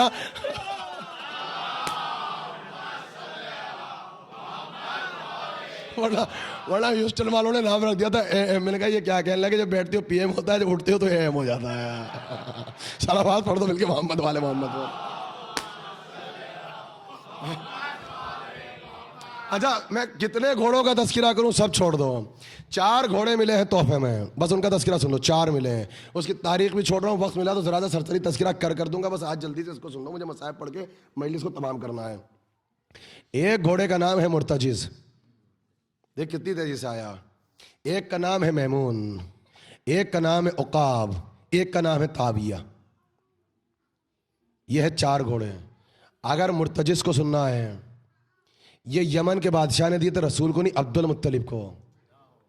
اور وہ بھی کیوں دیے یہ تاریخ کل سن لینا، کہ عبد المطلب کے صدقے سے جب ابراہ چلا گیا 70 برس حکومت کر کے، اور اس کا بیٹے یکسوم نے 70 برس حکومت کی، تو اس کے بعد یہ حکومت واپس نہیں آتی تھی. تو سیف بن ذی یزن جو وہاں کا حاکم تھا، اس کے دادا سے حکومت چھینی تھی. اس نے بادشاہ ایران سے کہا مدد کر دو، نہیں کی. اس نے روم سے کہا مدد کر دو، نہیں کر دی. حبشہ سے کہا کر دو، نہیں کر دی. عبد المطلب نے مدد کی تھی، تو اس کو لوٹا ہوا یمن واپس مل گیا تھا. تو جب یمن واپس ملا اور کئی 100 برسوں کے بعد پروتا جو ہے تخت حکومت پہ پہنچا، جب تاج پوشی ہوئی تو عرب سے عبد المطلب کو بلایا، اور جب آئے تو تاج اتار کے قدموں میں رکھ دیا. وہیں سے رسم پڑی، پگڑی قدموں میں رکھ دینا. یہ رسم وہاں سے آئی. اس کا نام سیف بن ذی یزن تھا. اس نے 4 گھوڑے دیے، اور جب گھوڑے دیے تو اس نے یہ کہا کہ اے عبد المطلب، گھوڑے جس دن سے پیدا ہوئے اس نے کسی کو اپنے اوپر سوار نہیں کیا. اگر کوئی کوشش کرتا ہے اس کو گراتا ہے، ایسے گراتا ہے کمر ٹوٹ جاتی ہے. عبد المطلب کی آنکھوں میں آنسو آ گئے. کہا تو چاہتا کیا ہے؟ کہا کہ میں نے پرانی کتابوں میں پڑھا ہے، اگر یقین نہ ہو تو جتنے راہب بیٹھے ان کو بلا لو، اور ان کی کتابوں میں صاف لکھا ہے. کہا کیا لکھا ہے؟ کہا تمہاری گود بتا رہی ہے اور تمہاری پیشانی سے نکلتا ہوا نور بتا رہا ہے، اور انگلی سے جو نور نکل رہا ہے یہ بتا رہا ہے کہ تمہاری نسل سے ایک نبی آئے گا. اور میں یہ چاہتا ہوں کہ گھوڑے وراثتاً اس تک پہنچے، وہ اس پہ سوار ہو سکتا ہے.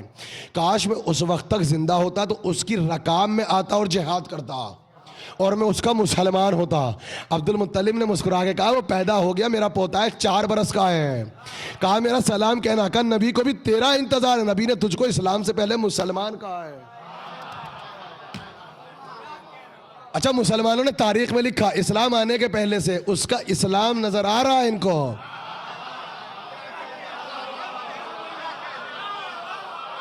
طبقات ابن سعد اٹھا کے پڑھو. نجاشی اسلام لانے کے پہلے سے اسلام نظر آ رہا ہے، اور جس کی گود میں شریعت پلی ہے، جس کی گود میں اسلام پڑھا، اس کا اسلام نظر نہیں آ رہا ہے.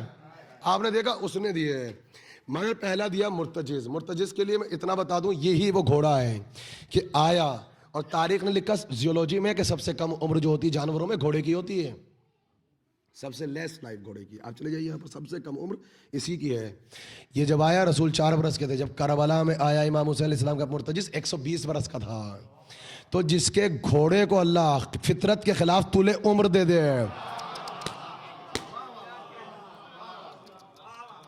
اگر اس پہ سوار ہونے کی نسل میں وقت کا امام ہو، تو جو گھوڑے کو نہ سمجھ سکے اور شہ سوار کو نہ سمجھ سکے پھر تو گدھا ہے.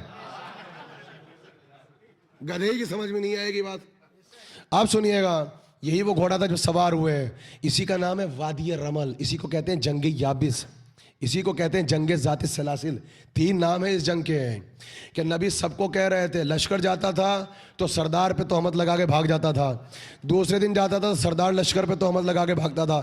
سردار کہتا تھا لشکر دھوکہ دیتا ہے رسول سے، اور لشکر کہتا تھا سردار نکما ہے. اب کہا علی تم جاؤ، اور کہتے ہیں کہ علی سوار ہوئے، اور اس مرتبہ کہا آپ پہاڑیوں سے جائیں گے، اب سڑک سے نہیں جائیں گے. یا علی پہلی مرتبہ آپ پہاڑی پہ کیوں چڑھے ہیں؟ کہا اس لیے چڑھا ہوں دشمن رسول جب بھی بھاگتا ہے تو پہاڑ پہ بنا لیتا ہوں. کہا آج میدان میں گھوڑا کوئی چلاؤں گا. وادی یابس اکیلی جنگ ہے، وہاں پہ گئے. اب آپ کو لطف کب آئے گا جو لوگ قرآن پڑھتے ہیں. وہاں پہ ایک نکما کھڑا تھا جو علی سے دعوت رکھتا تھا. کہنے لگا علی سب کو مروائیں گے خود بچیں گے. کہا کیوں؟ کہ سب ہلاک ہوں گے قسم خدا کی اس جنگ میں، مگر علی بچیں گے. کہا کیوں؟ کہا وہ درندے رہتے ہیں، سانپ اور بچھو رہتے ہیں، وہاں نہ جاؤ. علی سب کو مروانا چاہتے ہیں سب ہلاک ہو جائیں، تم بچ جاؤ. بھائی نکما دشمن ہے، مگر اتنا جانتا ہے کہ درندے سب کو نقصان پہنچا سکتے ہیں، امامت کو نہیں. بھائی عجیب جملہ. علی گئے اور تاریخ کہتی ہے جا کے جو جنگ کی ہے، اور صبح کی نماز کا تھا وقت، اور کہتے کئی ہزار کو مارا، اور رات کے اندھیرے میں مارا، اور کہتے نماز کا وقت آ رہا تھا، اور تلوار کو پہلی مرتبہ ایسے رکھا کہ خون نکل رہا تھا. اب مسلح کے برابر میں رکھی تلوار، کہ اب آئے گا بیٹا وہ اٹھائے گا تلوار کو، اور کہنے لگے اللہ اکبر. اب پڑھی صبح کی نماز، دوسری تھی رکعت، الحمد کے بعد پڑھا قل واللہ. قل واللہ کیا؟ قرآن کا اکیلا سورہ جس میں اللہ کی توحید ثابت کی جاتی ہے، اکیلا سورہ ہے. علی کر رہے تھے اللہ کا ذکر، واجب نماز میں علی کر رہے تھے اللہ کا ذکر. ادھر پیغمبر پہنچے دوسری رکعت نماز، مسلمان کی نماز نہیں، اصحاب کی نماز نہیں، محمد کی نماز. کسی بھی قرآن کو اٹھا لو اگر تفسیر مختلف مل جائے، کوئی بھی لے آؤ کہ پیغمبر کے پاس آ گئے جبرائیل. میں کہتا ہوں جبرائیل جب بھی تم آتے ہو نماز کے بیچ میں کیوں آتے؟ تھوڑا ویٹ نہیں کر سکتے ہیں؟ یہ جب بھی آتا ہے، چاہے حسین سوار ہو تب بھی حالت نماز میں آتا ہے، ولایت کی انگوٹھی دے تب بھی نماز میں آتا ہے، کبھی ڈیلے نہیں کرتا. اب آ گیا، الحم تمام ہوئی، چاہتے تھے کہ توحید پڑھیں. جبرائیل نے کہا کہ پڑھو، سورہ آ گیا. کہنے لگے ولادیات ذبحن فالموریات قدحن والمغیرات ذبحن، اور پڑھنا شروع کر دیا ان الانسان لربک لکنود. مجھے قسم ہے تیز دوڑنے والے گھوڑوں کی. اٹھاؤ 30واں سپارہ، اٹھاؤ 30واں سپارہ، پڑھو ترجمہ. اگر ایکوریٹ نہ پڑھو، لفظ بائی لفظ نہ پڑھو، مجھے قسم ہے واجب نماز میں تیز دوڑنے والے گھوڑوں کی. بات روک دے. مجھے قسم ہے ان کے قدموں سے نکلنے والی چنگاریوں کی. مجھے قدم ہے ان کے قدموں سے نکلنے والے ڈھپ ڈھپ چاپ کی آواز کی. مجھے قدم ہے ان کے منہ سے، ان کے نتنوں سے نکلنے والی اس وہ جو چیز نکلتی اس کی، اس کے سانسوں کی قدم. ان الانسان لربک لکنود. عجیب جملہ ہے. بے شک یہ انسان بڑی عداوت رکھتا ہے، بڑی عداوت رکھتا ہے. سورہ یہ کہتا ہے عداوت رکھی تھی علی سے. ابھی 1 منٹ پہلے کہا تھا کہ علی سب کو مروائے گا، عداوت رکھی تھی علی سے۔ اللہ کیا کہہ رہا ہے؟ بے شک یہ انسان اے حبیب تیرے اللہ سے عداوت رکھتا ہے۔ اب سمجھ میں آیا قرآن نے واجب نماز میں کہا علی سے عداوت، اللہ سے عداوت۔ اب علی سے محبت، اللہ سے محبت ہے۔ سورہ آ گیا اور قسمیں کھائی نبی نے پڑھی، جتنے صحابی تھے پریشان ہو گئے۔ اچھا نبی کی نماز تو ہو گئی مگر ان سب کی گئی۔ کہنے لگے یا رسول اللہ اتنا لمبا سورہ، کہا وہی آئی ہے، کہا نماز میں، کہا آئی ہے، کہا گئی ہے رہی، کہا میری تو رہی، تم سب کی گئی۔ کہا کیوں؟ کہا نماز بھی پڑھ رہے تھے میرے پیچھے اور شک بھی کر رہے تھے۔ کہا یہ آیا کس کی شان میں؟ اب جو بیچارے تھے اٹھ کے کہا ہماری، کہا گدھوں کی شان میں نہیں آیا، گھوڑے کی شان میں آیا ہے، گھوڑے کی شان میں آیا ہے۔ کہا کس کا گھوڑا؟ اب جملہ سنو گے۔ کہا اس گھوڑے کی شان میں نہیں آیا جو اپنے سوار کو لے کے میدان سے دوڑا، اس کی شان میں آیا جو اپنے سوار کو لے کے میدان میں دوڑا۔ اب سنو گے، ادھر واجب نماز میں علی کر رہے تھے اللہ کا ذکر، یہاں واجب نماز میں اللہ کر رہا تھا علی کا ذکر۔ اب کہتے ہو مجلس سے گھوڑا نکالو، تم نماز سے نکالو، پھر قرآن سے نکالو۔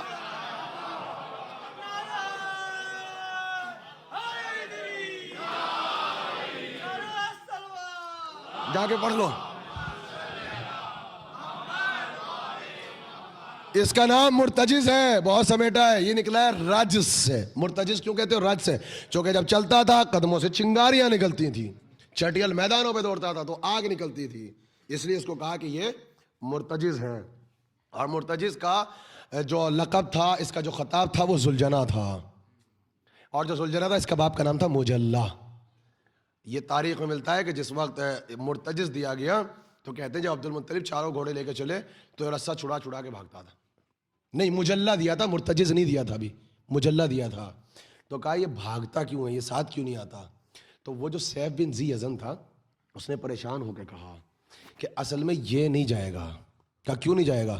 کہا ہم نے عجیب مسئلہ دیکھا، اس کا ایک بیٹا ہے، یعنی کہ اس کی نسل سے ہے، اور یہ اس کے بنا نہیں جائے گا۔ کہا وہ ہے کہاں؟ کہا وہ آپ کو یہاں نہیں ملے گا ہمارے دربار کے استبل میں۔ کہا کیا ہے؟ کہا عبد المطلب تم تو پڑھے لکھے انسان ہو، پرانی کتابیں بھی پڑھی ہوں گی، وہ جو پیدا ہوا ہے جب سے اس کی عجیب کیفیت ہے۔ کہا کیا؟ کہ جب پیدا ہوا تو پیدا ہونے کے بعد کھانا پینا چھوڑ دیا۔ اور کہا عبد المطلب اگر یقین نہ ہو تو چلو شام میں دوپہر جب گزرتی ہے ظہر کے بعد سے لے کے عصر کے بیچ میں، چاہے اسے جتنی مضبوطی سے باندھو وہ رسہ توڑا کے بھاگ جاتا ہے۔ کہا جاتا کہاں ہے؟ کہ وہ دیکھو وہاں ایک بلندی ہے، وہاں کھڑا ہو جاتا ہے، اور کیا کرتا ہے؟ کہا بلند آواز سے ایک نامعلوم منزل کی طرف رخ کر کے چیخ چیخ کر روتا ہے، اور پھر سر پٹکتا ہے، پھر بے ہوش ہو جاتا ہے، پھر اس کو اٹھا کے لاتے ہیں، تب کھاتا پیتا ہے۔ کبھی کبھی 3 دن فاقے سے رہتا ہے، اور کہا ایسا لگتا ہے وہ بے زبان ہے مگر چیخ چیخ کے کسی سے باتیں کرتا ہے۔ تاریخ کہتی ہے عبد المطلب رونے لگے اور وہ پہچان گئے۔ کہا ہمیں لے کر چل۔ کہتے ہیں جیسے ہی وہاں پہ پہنچے تو جا کے اس کی پشت پہ ہاتھ رکھ کے کہا کہ نہ رو، ابھی وقت دور ہے، نہ رو، وقت دور ہے۔ اور کہا کہ اس نے عبد المطلب کو پہچان لیا، قدموں پہ سر رکھا اور خاموشی سے آ گیا مکے میں، اور کہتے ہیں مکے میں آ کے رہنے لگا۔ اب سوچو کتنی عمر ہوگی۔ کہتے ہیں پہلا دن تھا امام حسین کا، جس دن پہلی مرتبہ مسجد اپنے قدموں سے چل کے گئے۔ کہا جس دن سے پیدا ہوئے رسول گود میں لے کے روز جاتے تھے، تو تاریخ میں وہ دن بھی ہے جس دن پیروں سے چل کے گئے، باقاعدہ اپنے پیروں سے چل کے مسجد گئے ہیں، اور نانا نے سینے سے لگایا۔ تو کہا مسجد تھی، واجب نماز تھی، جب مسجد سے نکلے ہیں تو کہتے ہیں کہ سامنے وہ اس مجلے کا جو بیٹا مرتجز سا کھوٹے سے بندھا ہوا تھا، کہتے ہیں جو پہلی مرتبہ زندگی میں مسجد سے نکلے اس نے رسہ توڑایا، اور کہتے ہیں جتنی تیزی سے وہ بھاگا اتنی تیزی سے حسین بھاگے ہیں، اور کہتے ہیں جا کے حسین نے گلے میں باہیں ڈال دی، اس نے قدموں پہ سر رکھ دیا، زمین پہ لوٹنے لگا۔ اور علی بھی روایت کرتے ہیں، اور جا کے پڑھ لو، کہا جتنی تیزی سے حسین روتے تھے، بہت چھوٹے ہیں، سوچو پہلی مرتبہ، اتنی تیزی سے وہ روتا تھا۔ اور کہا اسے دیکھ کر رسول رونے لگے، رسول کو دیکھ کے علی روئے، علی کو دیکھ کے سارے اصحاب روئے، اور کہتے ہیں رسول نے پورا واقعہ کربلا پڑھ کے اصحاب کو بتا دیا۔ اور کہتے ہیں یہ کیفیت ہوئی تو کہا نانا یہ گھوڑا مجھے دے دو، نانا یہ گھوڑا دے دو، ہمیں کچھ نہیں چاہیے۔ کہا کیوں؟ کہ نانا اس کی طرف میرا دل کھنچتا ہے، نانا ایسا لگتا ہے یہ مجھے بلاتا ہے۔ تو کہا بیٹا میں نے تحفے میں تم ہی دیا، رو رہے، کہہ رہے تمہیں تحفہ دے دیا۔ کہا کہتے نانا میں بیٹھ جاؤں؟ کہا بیٹھ جاؤ۔ کہا اب جو بیٹھنے لگے تو علی آئے، اتنے چھوٹے بٹھانا پڑے گا، تو جانتے ہو کیا کہا؟ جا کے روایت ہاتھ جوڑ کے کہا بابا آپ نہیں بٹھائیں گا۔ کیوں؟ ایک مرتبہ اس سے مخاطب ہوئے، فصیح زبان عربی مجھ سے کہا کہ مرتجز تو مجھے ایسے سوار کر جیسے تو اس دن مجھے سوار کرے گا، جب کوئی سوار کرنے والا، کہا وہ سمجھ گیا اور کہا وہ زمین پہ بیٹھ گیا، پھر سوار ہونے لگے تو پھر گرنے لگے، امام نہیں بیٹھ سکتے تھے، تو کہا مرتجز مجھے یہی تو دیکھنا ہے تو سوار کرتا کیسے؟ کہا پہلی مرتبہ گھوڑا زمین پہ لیٹ گیا، چاروں ہاتھ پاؤں زمین پر ڈال کے، اور حسین سوار ہوئے، کہا نانا یہ ہمارا، کہا ہم نے تمہیں دیا، کہا پہلا دن تھا کہ پہلا گھوڑا لے کے سیدہ کے گھر چلے گئے اور جا کے کھڑے ہو گئے اور کہا اماں نانا نے گھوڑا دیا ہے، اور اماں یہ وہ گھوڑا ہے جس نے کسی کو سوار نہیں کیا اپنے اوپر، اس نے مجھے سوار کر لیا، اور اماں مجھے کسی نے سوار نہیں کرایا، اس کی پشت پہ میں خود بیٹھا ہوں، زمین پہ لیٹ گیا۔ کہا فاطمہ نے دیکھا رونے لگی اور سر پہ ہاتھ رکھ کے دعا دی کہ تو نے میرے حسین کو اس وقت سوار کرایا جب یہ سوار نہیں ہو سکتا تھا، اور کہا اس کے فوراً بعد اندر گئی، کہا فضا جو کہاں رکھیں، کہا وہاں رکھیں، کہا آج کوئی کھانا کھائے یا نہ کھائے میں اپنے پلو میں لے کر آؤں گی۔ ہمارے ہندوستان میں آج بھی عورتیں کھڑی ہو جاتی ہیں، دودھ سے قدم دھوتی ہیں، پلو میں کھلاتی ہیں، اور جو لے کر آئیں اور چنے، اور کہا لے مرتجز کھانا کھا، حسین کی ماں کے ہاتھ سے، کہا یہ کھانے لگا تو سر پہ ہاتھ رکھ کے کہا کہ وعدہ یاد رکھنا میں نے تجھے اپنے پلو میں کھلایا ہے، اور کہا جس دسترخوان پہ حسین کھاتا ہے وہیں کھڑے ہو کے تجھے اپنے ہاتھ سے کھلاتی ہوں، ایک نوالا حسین کو دیتی ہوں، ایک تجھے دیتی ہوں، مرتجز اسے تنا نہ چھوڑنا۔ اور اس کے بعد کہا جب دنیا سے جانے لگی تو مرتجز سے باتیں کی ہیں، کہا میں تیرے سر پہ ہاتھ رکھ کے دعا دیتی ہوں طول عمر کی، جب تک میرا وہ آخری امام نہ آ جائے، میرا آخری بیٹا نہ آ جائے، تو زندہ رہے گا، تو زندہ رہے گا۔ یہی سبب ہے کہ مرتجز جب کربلا میں تھا اور حسین نے کہا اماں کا وعدہ یاد ہے نا، مجھے وہاں پہنچا دے جہاں نشیم میں ماں بیٹھی ہے، تیری ذمہ داری تمام ہوگی، تو مرتجز اس جگہ کو ہی پہچانتا تھا، اس بی بی کو ہی پہچانتا، لے کے گیا اور کہا جب زمین پہ آئے حسین تو باقاعدہ زمین پہ لیٹ گیا، چونکہ جانتا ہے جسم پہ تیر 1900 تیر حسین پہ تھے، 1000 سے زیادہ تیر ذوالجناح پہ تھے، اور یہ رویا اور طواف کیا امام کا۔ تو ایک مرتبہ جناب زہرا نے کہا کہ مرتجز یاد رکھنا میرا تجھ سے وعدہ تھا، سر پہ ہاتھ رکھے گا جب چلا جا اور جا کے غائب ہو جا، اور ایڈریس اور مقام بتایا سنو، اور کہا میں تجھ سے وعدہ لیتی ہوں جب بھی میری نسل میں کوئی امام پیدا ہو پہلے اس کے پاس ایک مرتبہ آنا زیارت کے لیے، اور اسے امانتاً واقع کربلا پڑھ کے سنانا اور ان کی زیارت کرنا اور پھر چلے جانا، لیکن اس وقت آنا جب 2 امانتیں لے کر آئے گا، ایک میرا بیٹا ایک تلوار۔ اور اس کے بعد کہا کہ چلا گیا اور اس نے پہلے جا کے خبر شہادت سنائی، سید سجاد سے ملاقات ہوئی اور سید سجاد نے کہا تیرا ذمہ داری ختم ہو گئی، واپس چلا جا۔ اس پہ لوگ حملہ کرنا چاہتے تھے، مارنا چاہتے تھے، اس مرتبہ اس نے دوڑ لگائی، ایک وادی ہے اور اس وادی میں پہنچا، اور وادی کا نام وادی عتیق ہے، اور زمین پھٹی اور ذوالجناح چلا گیا۔ اس کے بعد جو امام دنیا میں آتا ہے ایک مرتبہ زیارت کے لیے آتا ہے، اور امام اس کے سر پہ ہاتھ رکھتے دعا دیتے ہیں اور کہتے ہیں آخری امام کو ہمارا سلام پہنچا دینا۔ یہ وادی عتیق میں رہتا ہے جیسے امام وادی خضرا میں ہیں۔ یہی تو وجہ ہے کہ علماء پڑھتے ہیں کہ جب جناب زینب رہا ہو کے آئی ہیں، کہتے ہیں سب سے پہلے جابر آئے، جابر نہیں آئے، قبر حسین میں انسانوں میں پہلا جابر ہے۔ جناب زینب کا سب سے پہلے جس نے استقبال کیا ہے کربلا میں چہلم پہ وہ مرتجز ہے، اور جناب زینب نے کہا واپس چلے جاؤ، تم ظاہر نہ ہوا کرو، تو اس کا نام ہے مرتجز، اسی کا خطاب ذوالجناح ہے۔ جناب زہرا نے بالکل ایسے پالا جیسے کوئی بچے کو پالتا ہے۔ بس بہت جلدی جلدی آپ کو سنا رہا ہوں چونکہ شجرہ سنانا تھا، آپ رو رہے ہیں۔ دوسرا جو گھوڑا ہے اس کا نام ہے تاویہ۔ تاویہ کس کا گھوڑا ہے؟ امام حسن کا گھوڑا ہے، وراثت میں صرف امام حسین کو ملا۔ تاویہ توی سے بنا ہے، جیسے کوئی چرخی گھومتی ہے ایسے، اور تاویہ توی سے بنا ہے، اس کے معنی یہ بھوک اور پیاس کو برداشت کرنا۔ چونکہ یہ گھوڑا وہ تھا کہ اسے کئی دن بھوکا اور پیاسا رکھو تو بھی انسان تھک جاتا تھا، گھوڑا نہیں تھکتا تھا۔ یہ سیف بن ذی یزن یمن کے بادشاہ کو کیوں ملا؟ یہ رے کا ایران کا بادشاہ تھا اور وہ نسل سے تھا اسی سے جس سے شہر بانو ہیں، انہی کے دادا پردادا تھے، ان کا یہ گھوڑا تھا، اس کا نام تھا تاویہ۔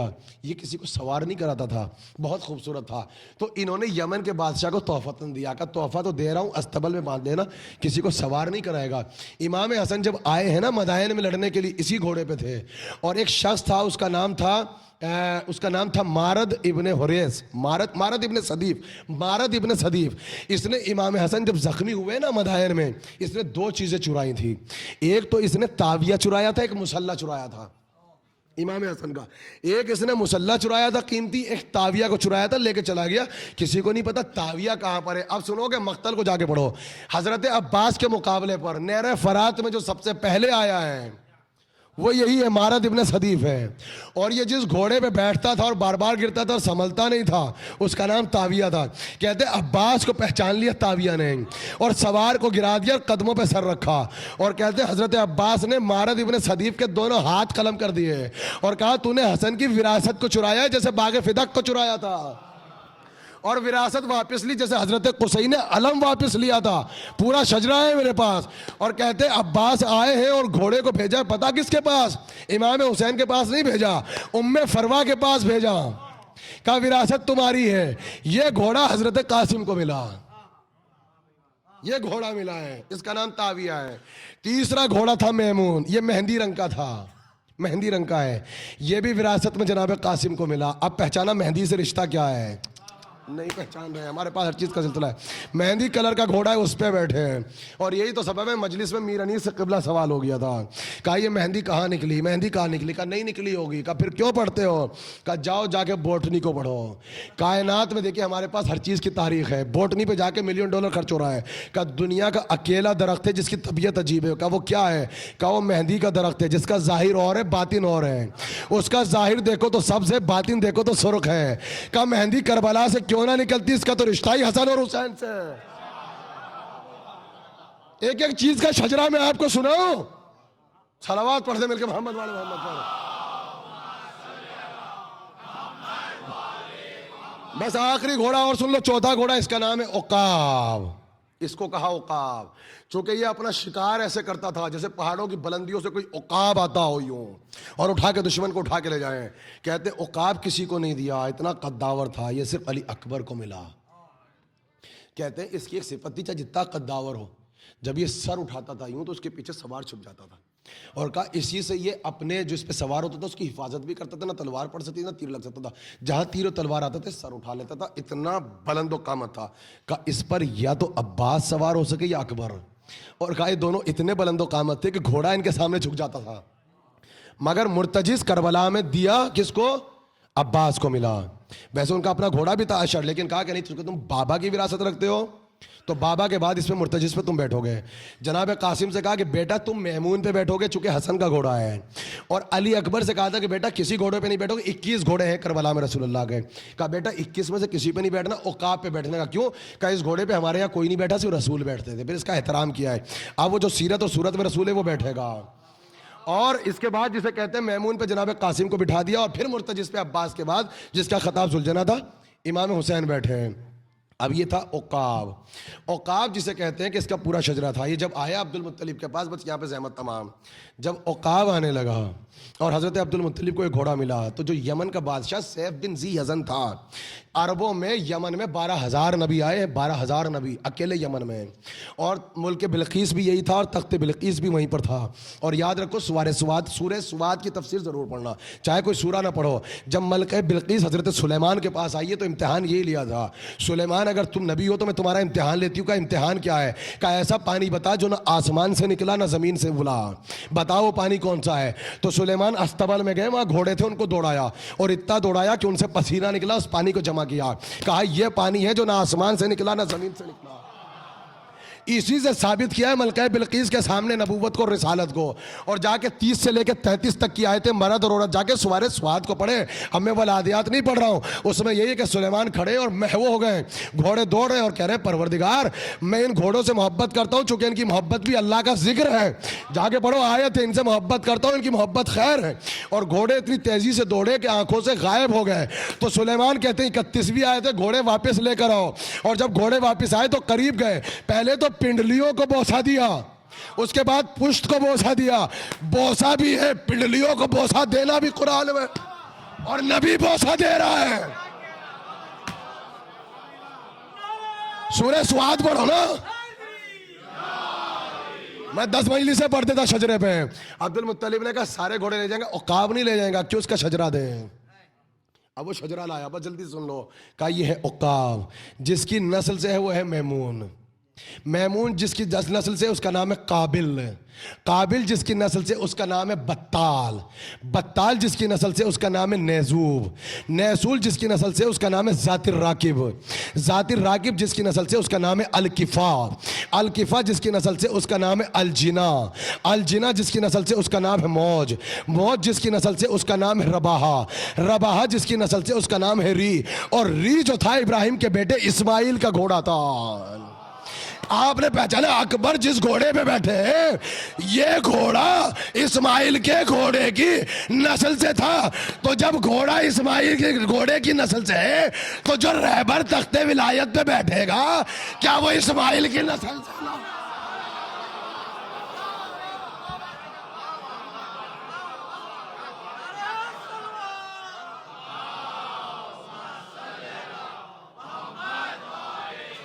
سمیٹ دیا بس بھائی معاف کر دو, اس سے زیادہ نہیں پڑھوں گا, وقت تمام ہو گیا اور میں تھک بھی گیا. اور قسم خدا کی میں دوڑا ہوں, میں نے نہیں بتایا کہ سیف نے کیوں دیا, اور میں نے نہیں کہا یمن کیسے فتح ہوا, اور میں نے نہیں بتایا کہ جناب شہربانوں کے دادا نے کس کنڈیشن پہ یمن کی مدد کی تھی اور ایمبیسڈر کون تھا. بس سمیٹ دیا. تو جن کے گھوڑے اسماعیل کے گھوڑے کی نسل سے ہو, وراثت نہیں ٹوٹتی یہاں. تو تخت خلافت پہ جو بیٹھے گا کیا وہ اسماعیل کی نسل سے نہیں ہوگا؟ جب گھوڑا شجرے رکھتا ہے تو رہبر بھی تو وہی ہو جو صاحب شجرا ہو. اسی لیے تو کہا تھا کافروں نے ہم نہیں لڑیں گے, لڑتے ہوئے شرم آتی ہے. ایسوں کو بھیجو جن کے شجرے مشکوک نہ ہو. تو یا علی نکلے یا حمزہ نکلے یا عبیدہ نکلے. بس عزیزو, میں نے ذوالجناح پہ لا کے مجلس کو تمام کر دیا, اور برخلاف میں نے جو وقت معین تھا اس سے زیادہ وقت لیا, لیکن چونکہ یہ تقریباً آخری مجلسیں ہیں اور کل مجھے بہت اہم معروضات آپ کے سامنے پڑھنے ہیں. اور یہ جو شب ہے میں آپ سے کہہ دوں, اور میں نے آج یہی بات کا سلسلہ در عباس میں کہا تھا کہ اصل میں ہمارے یہاں عجیب کانسیپٹ چل رہا ہے کہ 9 محرم اور 10 محرم تک سب ہو, اس مجلس میں نہ ہو. میرا ہر جگہ اختلاف, دیکھیں میں آپ سے مخاطب نہیں, میں خدا یہ اختلاف میرا ہندوستان سے یہاں تک ہے, اس میں نہ ہو. جبکہ تاریخ خطابت جو کمپائل ہوئی مجلسوں کی تاریخ, اس میں یہ ہے کہ اصل میں مجلس یہ ہے, کیونکہ یہ جو مجلس ہوتی ہے پرسے کی ہوتی ہے, اور کہتے ہیں کہ اگر انسان کسی کے گھر پرسے کے لیے نہ جائے تو زندگی بھر انسان تعلق خراب کر لیتا ہے. اس لیے کہا گیا ہے کہ اصل میں ابھی تک تو حسین زندہ تھے, اصل میں پرسے کی مجلس یہ ہے. اور اگر آپ کو یقین نہ ہو تو آپ کے ملک سے وہ شاعر پیدا ہوئے ہیں دو سرزمین اودھ پر, جن کا مرثیہ یہاں بھی روز پڑھا جاتا ہے, جن کے لیے لکھنے والوں نے لکھا کہ یہ اصل میں مثل فرشتوں کے تھے. یہ 2 فرشتے تھے جن کا نام انیس اور دبیر ہے, اور انہیں اللہ نے سرزمین ہند پر صرف اس لیے بھیجا تھا اس وعدے کے ساتھ کہ تم وہاں جا کر حسین حسین کراؤ. اور میں نے فرشتہ غلط نہیں کہا, اگر یہ فرشتے نہیں تھے تو انہوں نے کربلا کو ایسے کیسے دیکھ لیا جیسے فرشتہ دیکھ سکتا. انیس نے کربلا جو لکھی ہے ایسے ہے کہ پائیں کھڑے تھے, اور آپ جانتے ہیں انیس نے کچھ نہیں مانگا, معرفت نہیں ہے ہمارے یہاں, میں کبھی اشرا پورا انیس اور دبیر پہ پڑھ سکتا ہوں. انیس نے اللہ سے دعا کی تھی, اور دعا میں وسیلہ حسین کو کہ مولا میں آپ سے کچھ نہیں چاہتا. حالانکہ اودھ کی حکومت تھی, شیعہ حکومت تھی وہاں کی, آگرے سے لے کے فیض آباد تک اودھ ایک تھا, اور مغل کمزور ہو گئے تھے. اور جسے کہتے ہیں آصف الدولہ کے بعد امجد علی شاہ بادشاہ تھے, اور وہ جب میر انیس آیا کرتے تھے تو ہاتھ جوڑ کے کہا کرتے تھے جب پالکی میں بیٹھ کے آپ جاتے ہو تو بس ایک جھلک دکھا دیا کرو چہرے کی. یہ انیس تھے. اور جب دکن میں مرثیہ پڑھنے جاتے تھے میر انیس تو پورے ہندوستان میں کرفیو لگ جاتا تھا سڑکوں پر کہ انیس جا رہے ہیں, اور مرثیہ سننے کے لیے آپ نہیں تھے وہاں اتنے, اہل ہنود آتے تھے, ہندو آتے تھے, سکھ آتے تھے, اہل سنت آتے تھے. ہمارے یہاں ہندوستان سے ایک ناول نکلا ہے اور اس کا مختلف زبانوں میں ترجمہ ہوا, لکھنے والے کا نام ہے قرۃ العین حیدر, یہ ہندوستان کی ہے. اس نے ناول لکھا ہے آگ کا دریا, اس نے لکھا ہے 1857 میں غدر سے پہلے کی تاریخ. اس نے لکھا کہ جب تک انیس زندہ رہا تمہارے ملک میں, تمہارا مذہب چاہے کچھ بھی تھا, آئیڈیل سب کا حسین تھا. اس نے لکھا کہ بس انیس کے مرنے سے یہ پرابلم ہو گئی کہ اب تو ہمارا اور آپ کا بھی آئیڈیل حسین نہیں ہے. دیکھیں ناول ہے اردو کا, اور اس میں لکھ رہی کہ جب تک انیس زندہ رہا سب کا آئیڈیل حسین تھا. تو وہاں میر انیس نے اگر چاہتے تو حکومت مل جاتی, اور آج بھی حکومت مل جائے انیس کے نام پر, آپ سب کچھ لٹا دیں, چونکہ جو سرمایہ آپ کے بزرگوں نے آپ کو دیا ہے وہ انیس اور دبیر سے ملا. یہ تاریخ خطابت ہماری 200 برس پرانی, 150 برس پرانی ہے. جب تک انیس زندہ تھے تو مرثیے میں مجلس ہوتی تھی. تو وہاں انیس نے کہا کہ مولا میری تمنا یہ ہے کہ جب میں مرثیہ پڑھوں, بھائی اسی پہ سہمت تمام, تو ایسا لگے کہ میں مقتل میں کھڑا ہوں, اور یہ ایسا محسوس کریں. تو انیس کے سارے مرثیے ایسے ہی ہیں کہ جیسے کربلا میں دیکھ رہے ہیں, تو وہاں میر انیس کا مکالمہ امام حسین سے ہے, جیسے کمیونیکیٹ کر رہے ہیں آپ کے امام سے, اور مقتل میں کھڑے ہیں 10 محرم, اور میر انیس وہاں کھڑے ہو کے میر صاحب کہتے ہیں کہ مولا علی اکبر کی جوانی چلی گئی, یہ سب سے بڑی مصیبت کا وقت ہے آپ کے لیے. تو امام نے سر جھکا کے کہا کہ نہیں, یہ تو وعدے طفلی تھا. دیکھیے کیا چیز ثابت کر رہا ہوں, کہا آپ نے ششمہ علی اصغر بھی دے دیا, کہا یہ بھی وعدہ طفلی تھا. کہا عباس جیسے بھائی کے بازو دے دیے, یہ سب سے بڑا مصیبت کا وقت ہے, کہا یہ بھی مصیبت کا وقت نہیں ہے. کہا مولا پھر کربلا میں آپ کی سب سے بڑی مصیبت کیا ہے؟ آپ کے بیٹے زین العابدین کی سب سے بڑی مصیبت کیا ہے؟ تو جملہ سنو گے، انیس نے اس کی تفسیر لکھی کہ انسان جب کوئی مر جاتا ہے تو عید کے دن تم تعزیت کے لیے جاتے ہو، تو کہا مردہ زندہ نہیں ہوتا، بلکہ اس کو احساس ہوتا ہے اس غم میں اکیلے نہیں، کوئی برابر کا شریک ہے۔ بس حسین نے یہی کہا، سنو میر صاحب کیسے فرشتہ ہے، کہتے ہیں حسین نے سر جھکا کے کہا کہ عباس مر گئے، علی اکبر جدا ہوا، ہم سے کسی نے یہ بھی نہ پوچھا کہ کیا ہوا۔ حسین کی سب سے بڑی مصیبت یہ ہے کہ کربلا میں اسے کسی نے تعزیت نہ دی، بس یہ ہے۔ حسین کی سب سے بڑی مصیبت یہ ہے کہ کربلا میں سجاد کو کسی نے پرسہ نہ دیا۔ چاہنے والوں اتنا ضرور یاد رکھنا، چاہے جتنے مصروف ہو، چاہے کبھی نہ آیا کرو، پرسے کی مجلس میں ضرور آیا کرو۔ ایک تمنا لے کے آپ کا امام دنیا سے چلا گیا کہ ہم سے کسی نے یہ بھی نہ پوچھا کہ کیا ہوا۔ جس کا جوان بیٹا مر جائے، جس کا بھائی مارا جائے، جس کے بچے مارے جائے، اسے کربلا میں کسی نے تعزیت نہ دی۔ عزادارو بس آخری جملہ، اور اس مجلس میں زحمت تمام، کل پرسے کی مجلس سوئم کی تو مصائب پڑھوں گا۔ تاریخ کہتی ہے قیام جل گئے۔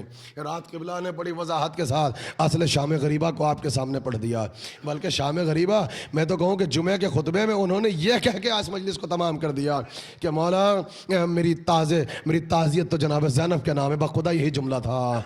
کہا کہ آپ نے 71 کا غم اٹھایا تھا، مگر جو شریکت الحسین زینب ہے اس نے تو 72 کے غم اٹھائے ہیں۔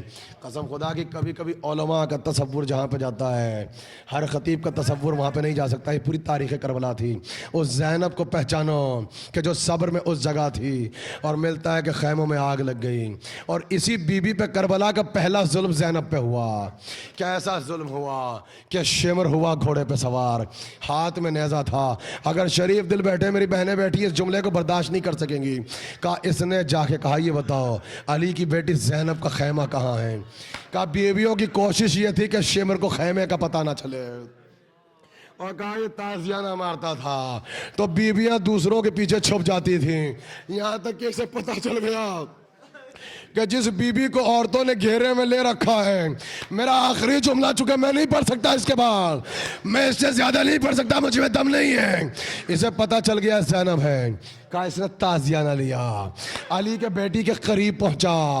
اللہ اکبر، وہ وقت امتحان شروع ہو گیا۔ چاہنے والوں، زینب کے سر سے ردا چھنی، آسمان و زمین میں زلزلہ، واہ مصیبتہ، واہ مصیبتہ۔ پہلی مرتبہ زینب کھلے ہوئے سر، جانتے اس کے بعد کیا ہوا؟ زینب تو زمین پہ گر گئی۔ یہ ملعون گھوڑے کو دوڑاتا ہوا فراق پہ وہاں پہنچا جہاں عباس کا لاشا پڑا تھا۔ ایک مرتبہ چادر کو لیا، عباس کے قریب جا کے کہتا ہے عباس، علی کے بیٹے، تجھے زینب کے پردے کا بڑا خیال تھا۔ اے عباس، علی کی بیٹی کا پردہ چھین لیا۔ اے عباس، اب آ کے دیکھ، زینب کے ہاتھ بن گئے، زینب کے گلے میں رسی بن گئی۔ آ مصیبتہ،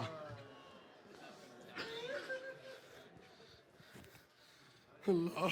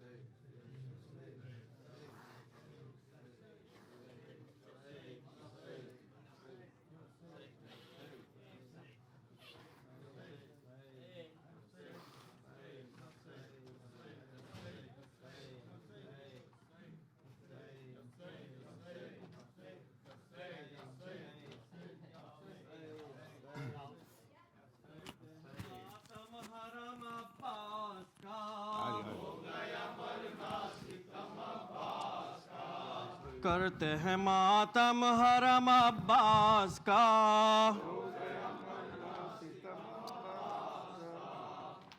یا نبی فریاد ہے، مولا علی فریاد ہے، یا نبی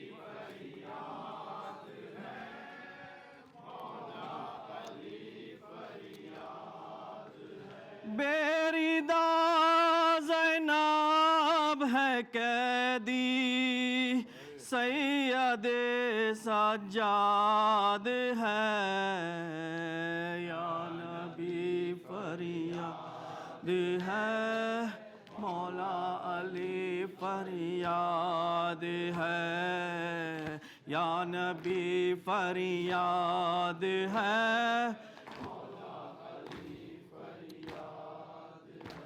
اے وہ تیرے ستم پھر جلنے لگے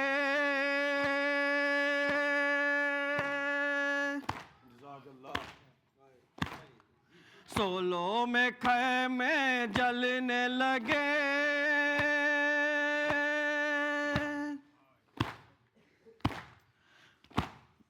قرآن کے پارے جلنے لگے کربلا کی داستان ایک خوب بھری روداد ہے یا نبی فریاد ہے مولا علی فریاد ہے یا نبی فریاد ہے مولا علی فریاد ہے شبیر کا سر نیزے پہ چڑھا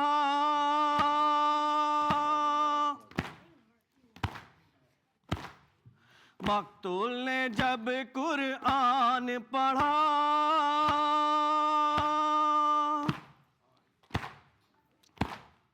رونے کا حرم میں شور بڑھا تا قیامت خون رلائے گی یہ وہ بیداد ہے یا نبی فریاد ہے مولا علی فریاد ہے یا نبی فریاد ہے مولا علی فریاد ہے پامال ہوا ہے ابن حسن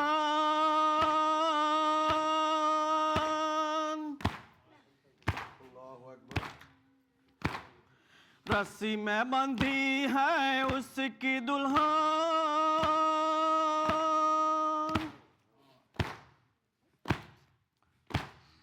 آنکھوں میں آنسو دل میں چبھان حسرت دم توڑتی ہے آرزو ناساد ہے یا نبی فریاد ہے مولا علی فریاد ہے یا نبی فریاد ہے مولا علی فریاد ہے پانی کو تراستی تھی بچی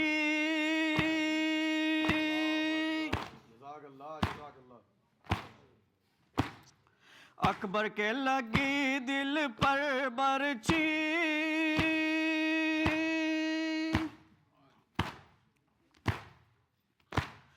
کھودی گئی تربت اصغر کی جالی ماں بھولے نہیں ہر ظلم ہم کو یاد ہے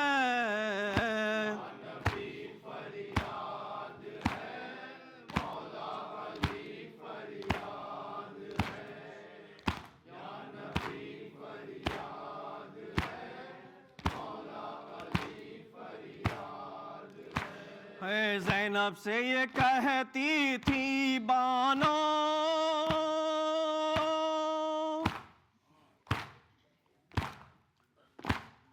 ہے چاروں طرف قاتل دیکھو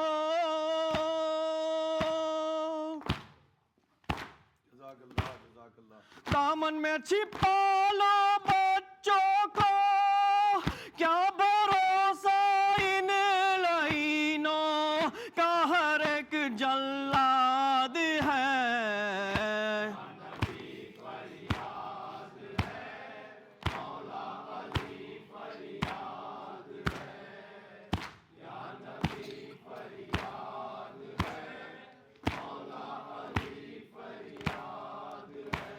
اے گھوڑے سے گرے عباس زری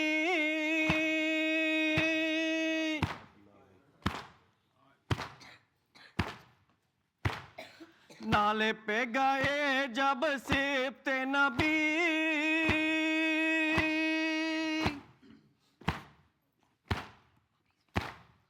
حسرت بھری یہ بات کہی، اب تو ہم کو بھائی کہہ دو، دل کی یہ فریاد ہے۔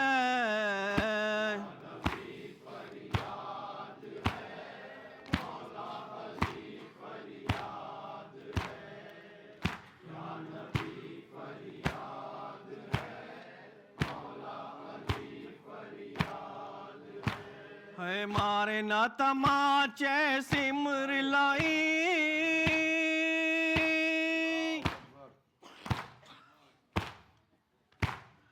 بچی کے نہ گوہر چین کہیں،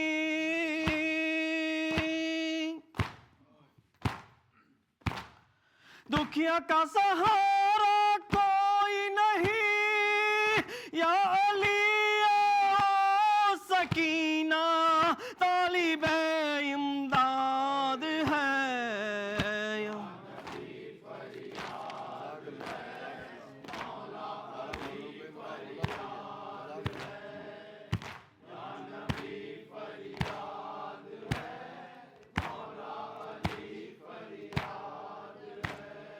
ہے خاک اڑاتے پیغمبر،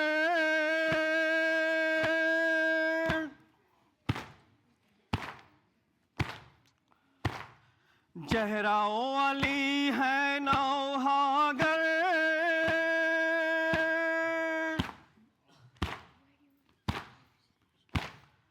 ہر سو قیامت کا منظر، گلشن احمد جمیل ایسا ہوا برباد ہے۔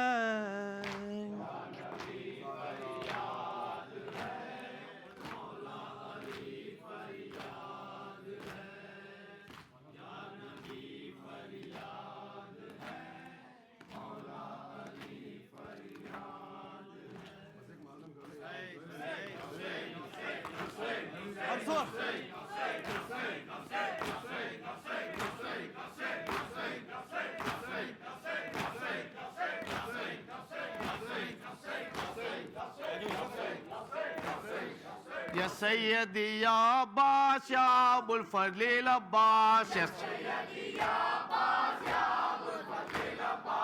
سیدی یا عباس یا ابو الفضل العباس،